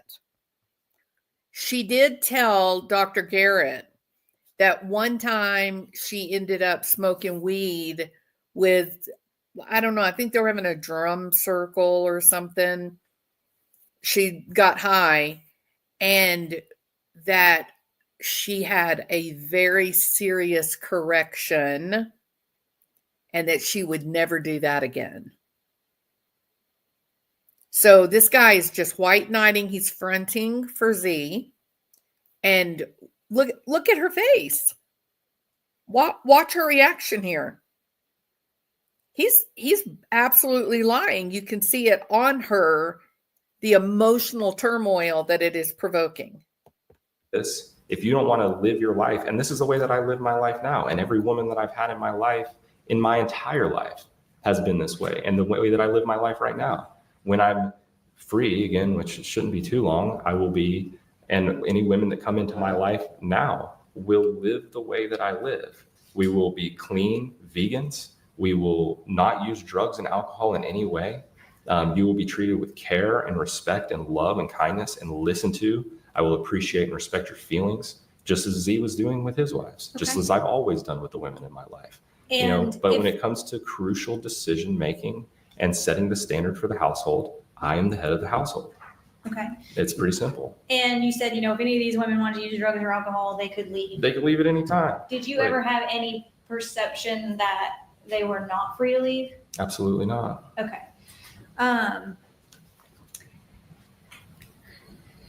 All right. I want to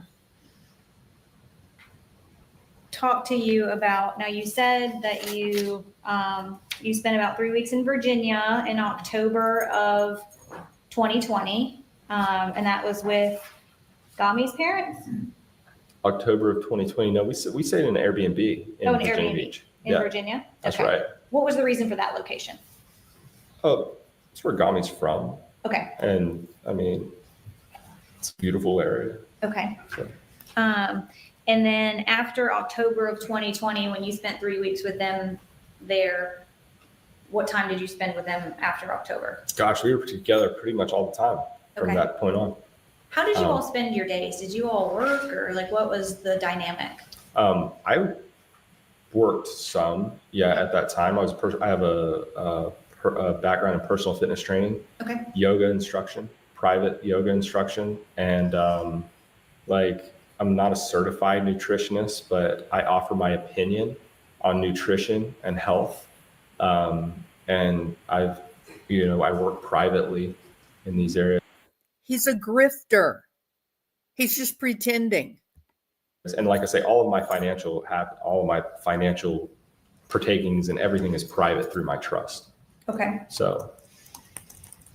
And what about Z and the 3 women? How would you all spend your day to day? Like, what would you do during the day? Gosh, most of this time from October 4th was caring for Kawani, honestly, and trying to help her find her way back to a place of sanity. Right? I mean, we use these terms insane. Mm-hmm. I know that these have psychological terms, and I know that these have legal terms. Mm-hmm. And so I don't mean to in my own ignorance to what is happening here, I may need you to educate me on which words are acceptable to use and which words are not. And but I would say at this point in time, most of the time that we spent together was, trying to help to assist and do correct by Kawani to try to help her with the mental health, the severe mental health issues that she was suffering from. Okay. So tell me in terms of timeline, you said that in October of 2020, that you spent 3 weeks in Virginia. Yes. And then where did y'all go after you left Virginia? Back to Asheville, North Carolina. And why Asheville? That's where I lived. That's where Peggy lives. And it's another beautiful area. Okay. And where did you all stay in Asheville? I let them stay at my house. Okay. So in Candler. All right. 41 Oakdale. Okay. And I let them stay there, and I stayed either in my van in the driveway, Mm-hmm. or at my parents'. Okay. Back and forth. I also stayed with my sister a little bit, but I didn't mind to open up my home to them at all. I let them stay there. We've talked a lot about the 3 women and Z. During the entire time you knew them, was Hannah a part of that? Yeah, she was there. She was there all the time. She was always around. There was never any point in time where Nimsi, as I will refer to her, there was never a point in time where Nimsi wasn't around. Was Nimsi her Hebrew name? That was Yes. Given? Okay. May I approach the witness? Do you recognize what's depicted in States 86? Yeah, that's her. Okay. Is this the child that you spent time around? Yes. Okay. I'm gonna publish States 86.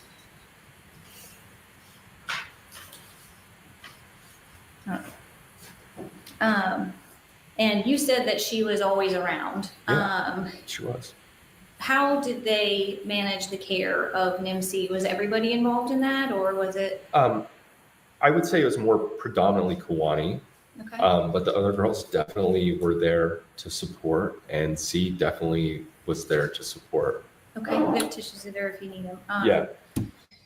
So, all these periods of time where you talked about weeks at a time spending with him and the women, was Nimsi a part of that too? 100%.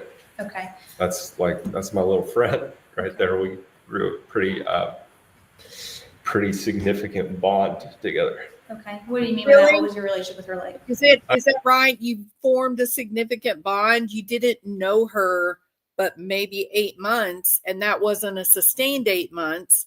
That was a couple of months here and there. May, there was a month. October, there was a month. So exactly how is it that you got such a significant relationship with someone else's baby? How does that happen? I mean, she's like like I say, she was my friend. You know, she would always wave and smile at me, and she would come to me and like allow me to hold her, you know, and she wasn't always like that with everyone. Okay. She wouldn't allow anyone else to hold her, only the great and powerful Oz. We were definitely, I was definitely pretty close with that baby, and all of the individuals in the group recognized that particularly the baby would go to me. Can you hear that narcissistic personality disorder in just about every single topic? He distinguishes himself above and beyond everyone or anyone else. But a lot of babies are like that. I'm like that with a lot of babies. Okay. Like, you know, I come from a large family. My dad has 5 siblings and my mother has 4. They all have children. All my aunts and uncles have children, except my dad's oldest brother. And so, you know, I'm the oldest on my mom's side. I have like 11 cousins, you know, and some of those cousins have kids now, you know, and I've held dozens of babies and been around, you know, family. And I've spent a lot of time, I've held a lot of babies, you know, and interacted with a lot of babies. And she was a really bright light and a special child. And we got along. Yeah, she was, I cared deeply, as I still do, obviously. All right. Obviously. Great actor. Let me go back. You mentioned a minute ago that Watch how quickly the tears. you know, in terms of the terminology of mentally ill or insane, and you said, you know, you're going to have to shoot me straight on that. What I want to talk to you about is just observations. Well, that we can do. I don't need you to put labels on anything. Awesome. Well, if you find me some, you know, I'm just speaking freely now, you know, so there may be points in times where, you know, words. Obviously, I cared. Obviously, I cared so deeply. Obviously, isn't it obvious? Can't you all see how deeply moved I am? Okay, what do we want to talk about? What was it? He's over it. Does this look real? Or is he manipulating? Come where I use words to describe the state, quantity state, mentally impaired, insane. Like, I mean, erratic, manic behavior. You know, I'm using these words because I don't know what other words to use. Okay. And so if you would like to direct me in another way, I will use the words that you would like for me to use. So let me ask you a pointed question. In terms of, do you think collectively as the group that you all maybe had some untraditional worldviews? Or not subscribed to by the masses, I'll say. Not subscribed to by the masses? Yes, I'll take that compliment. Okay. And I'm not trying to be offensive. I'm just trying to get to the root of it. I'll take that compliment, like I said. The purpose of my question is I want to establish with you, and I will do it through questioning, the difference between an independent delusion that Kuwani might have been having versus belief systems that you all adopted that maybe are a departure from the masses. Yeah, I hear you. I mean, I find that to be rather irrelevant to the whole thing because, you know, we're talking about Okay, people, just wrap your mind around what just happened. He literally told the prosecutor that her question was irrelevant. Woman. And so here's the thing. I'm going to lay it down for you like this. When we went to Florida, me and Jennifer, we had like a real curiosity about this. And we're like, you know, what kind of strangeness is this? Like, you know, I met Z.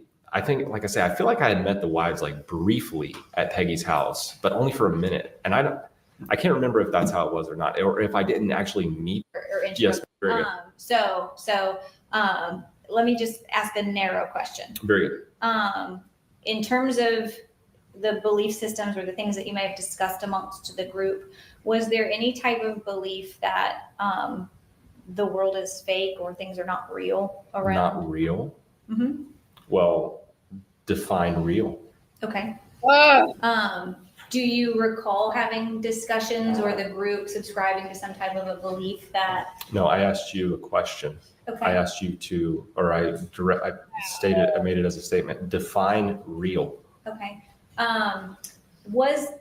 Who sees the potential for violence right there? You see it? You see the controlling nature?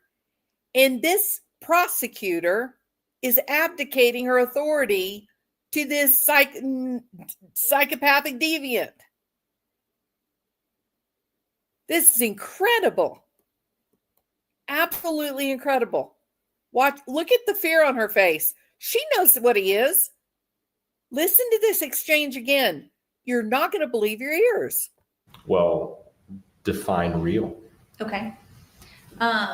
Do you recall having discussions or the group subscribing to some type of a belief that? No, I asked you a question.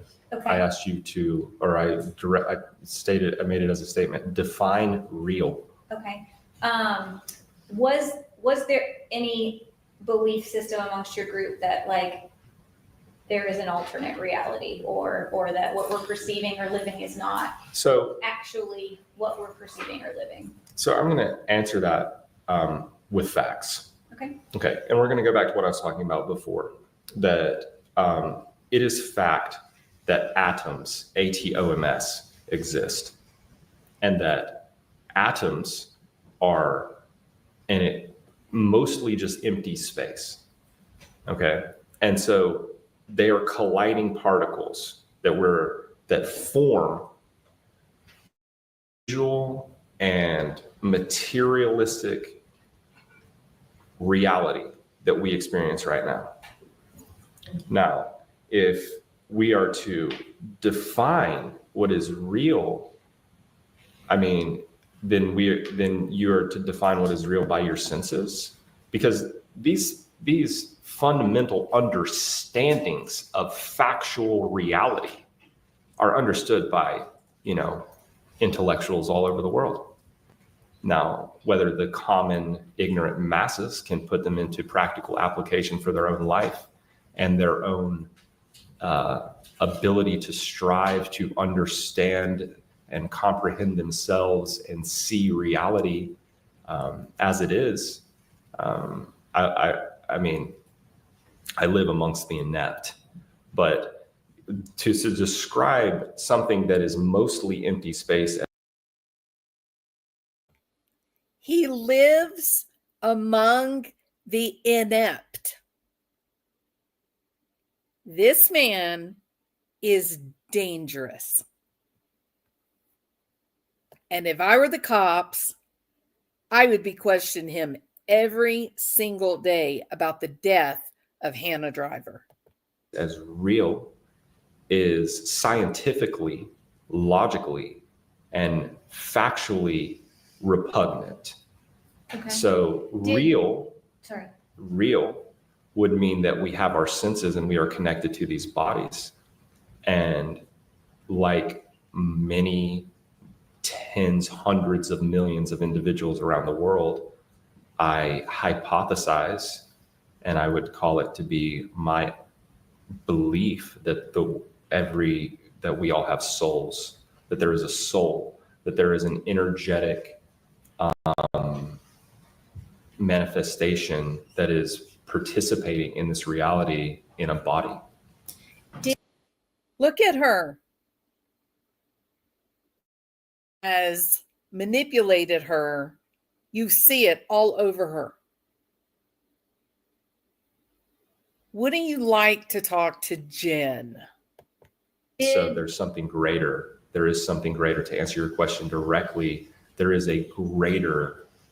something greater happening here than what the inept can perceive or choose to perceive. And did Z and Kuwani and Gami and Shaylid, did they all sort of share that view? Are those things that you all discussed? Well, this intellectualism was shared by myself and Z for sure. Like we Okay. talked about this immediately. Okay. But like I say, I mean, I know several individuals who are able to keep up with these like types of conversations and comprehensions of fact. Did you all So- believe that you had some type of broader consciousness, or I don't know if I'm using the right I think that terminology. everyone has the potential to have a broader consciousness. Okay. That did I know it to be factual that I am pursuing that and that the average individual is not? 100%. Okay. And was that sort of the tone of the group in terms of like your, Absolutely. I guess, broader calling in the world? I mean, I'm not going to sit here and try to put words into the mouths of these other individuals. Now we have some agreements. Mhm. Now we have some agreements into the matter of what is factual, scientific understanding. And to your point on that, like what were the agreements? In what way were you like-minded with Kuwani, Shalig, Z? I mean, we're not talking about them. I'm talking about Z. Okay. I don't think I want to talk about the collective group. And I think that these. Remember, they themselves, the narcissist, they believe they are intellectually superior and that they only value people who are of their same extraordinary height. So this greatness of scientific endeavor, this is only shared by Jason and Z. Can't say it enough. About them. I'm talking about Z.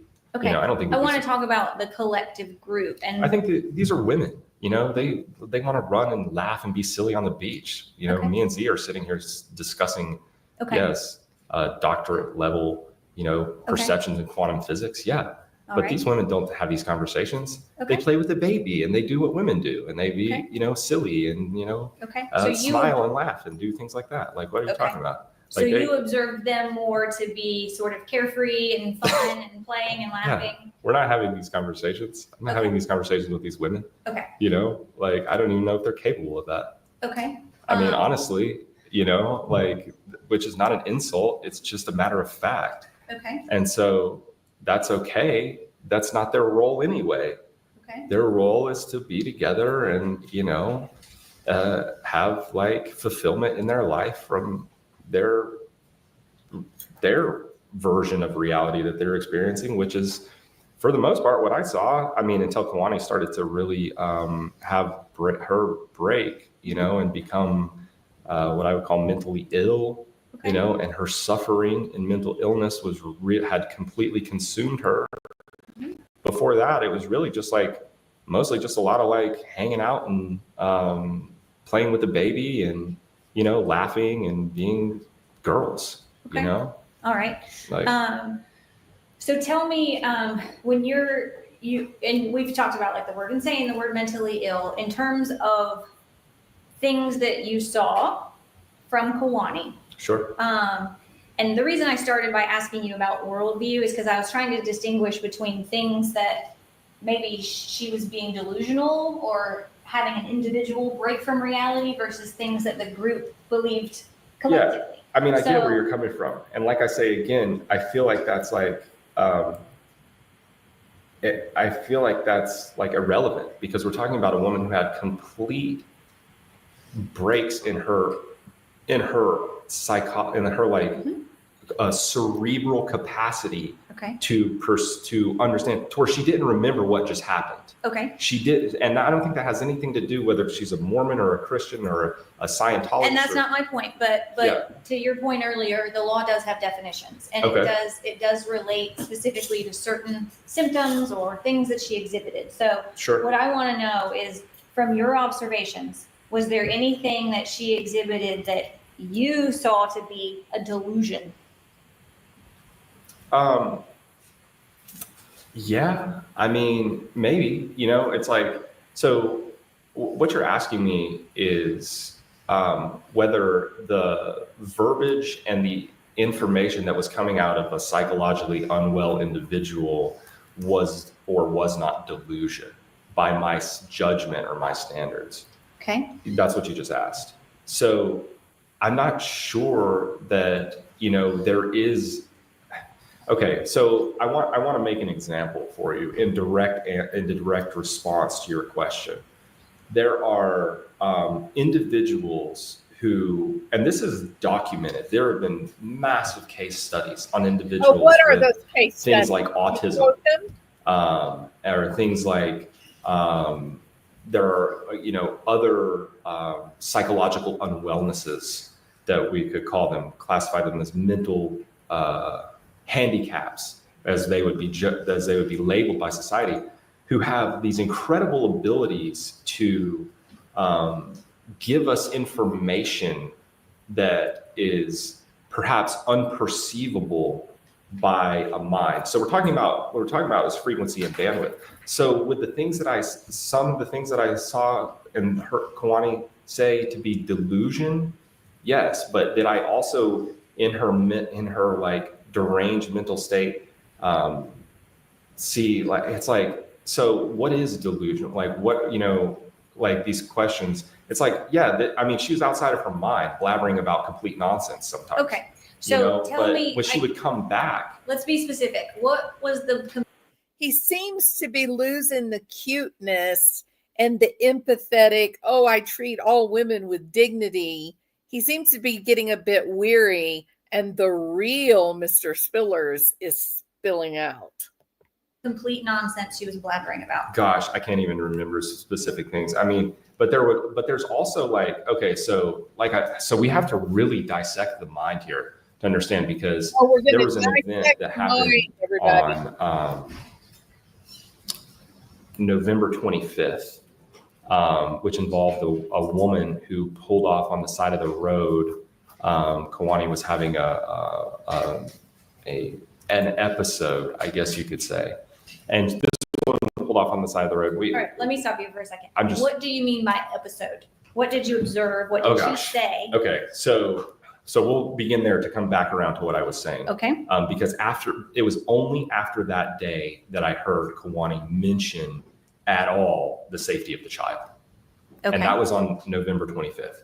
And it was 2020? Because of this woman who had this psychotic, drunk woman who was on drugs and who was threatening us with gun violence. Let me back up. On November 25th of 2020, where were you guys at? We were at Peggy's house. In what state? North Carolina, Asheville, North Carolina. Who's Peggy? Peggy is, who is Peggy? Peggy Schindler is someone that I've known for like 20 years. Friend of mine. Okay. Yep. I used to work with Peggy's daughter at this sports bar called Hickory Tavern. Okay. And we don't need to get into the weeds. I'm just trying to provide them some context of. Yeah, there's lots of weeds going on. This testimony goes on for like another 4 hours, and it is well after midnight, well after 1 a.m. if you are on the East Coast. And so I think that I want to end it here, and then we can pick it up. I think I can pick it up on Wednesday. I think I'll have a little bit of a break on Wednesday afternoon. All right. Or not Wednesday, Tuesday afternoon. So I do hope. I heard that Manson read a book on the art of manipulating people. Surely he knows about this. Oh, I'm absolutely convinced of it, Vicki. Yeah, absolutely. I hope that you guys have a great Monday and everything goes, well. And then I will see y'all on Tuesday, and we'll pick this interview up and go another 2 hours into the interview. And we'll just keep doing it until we're finished. They should be back in the courtroom tomorrow. Also, the trial of Lake and Riley has started. So there's a lot going on in the world of trials and true crime. And so let's get some sleep tonight. And then tomorrow we'll continue our journey into personalities and pathologies. I hope you guys sleep well, and I will see you guys Tuesday. All right? Talk to you later. It's been fun. Thank you so much for being here. Hope you'll hit the subscribe button if you haven't already. Hit the thumbs up, and I will return on Tuesday.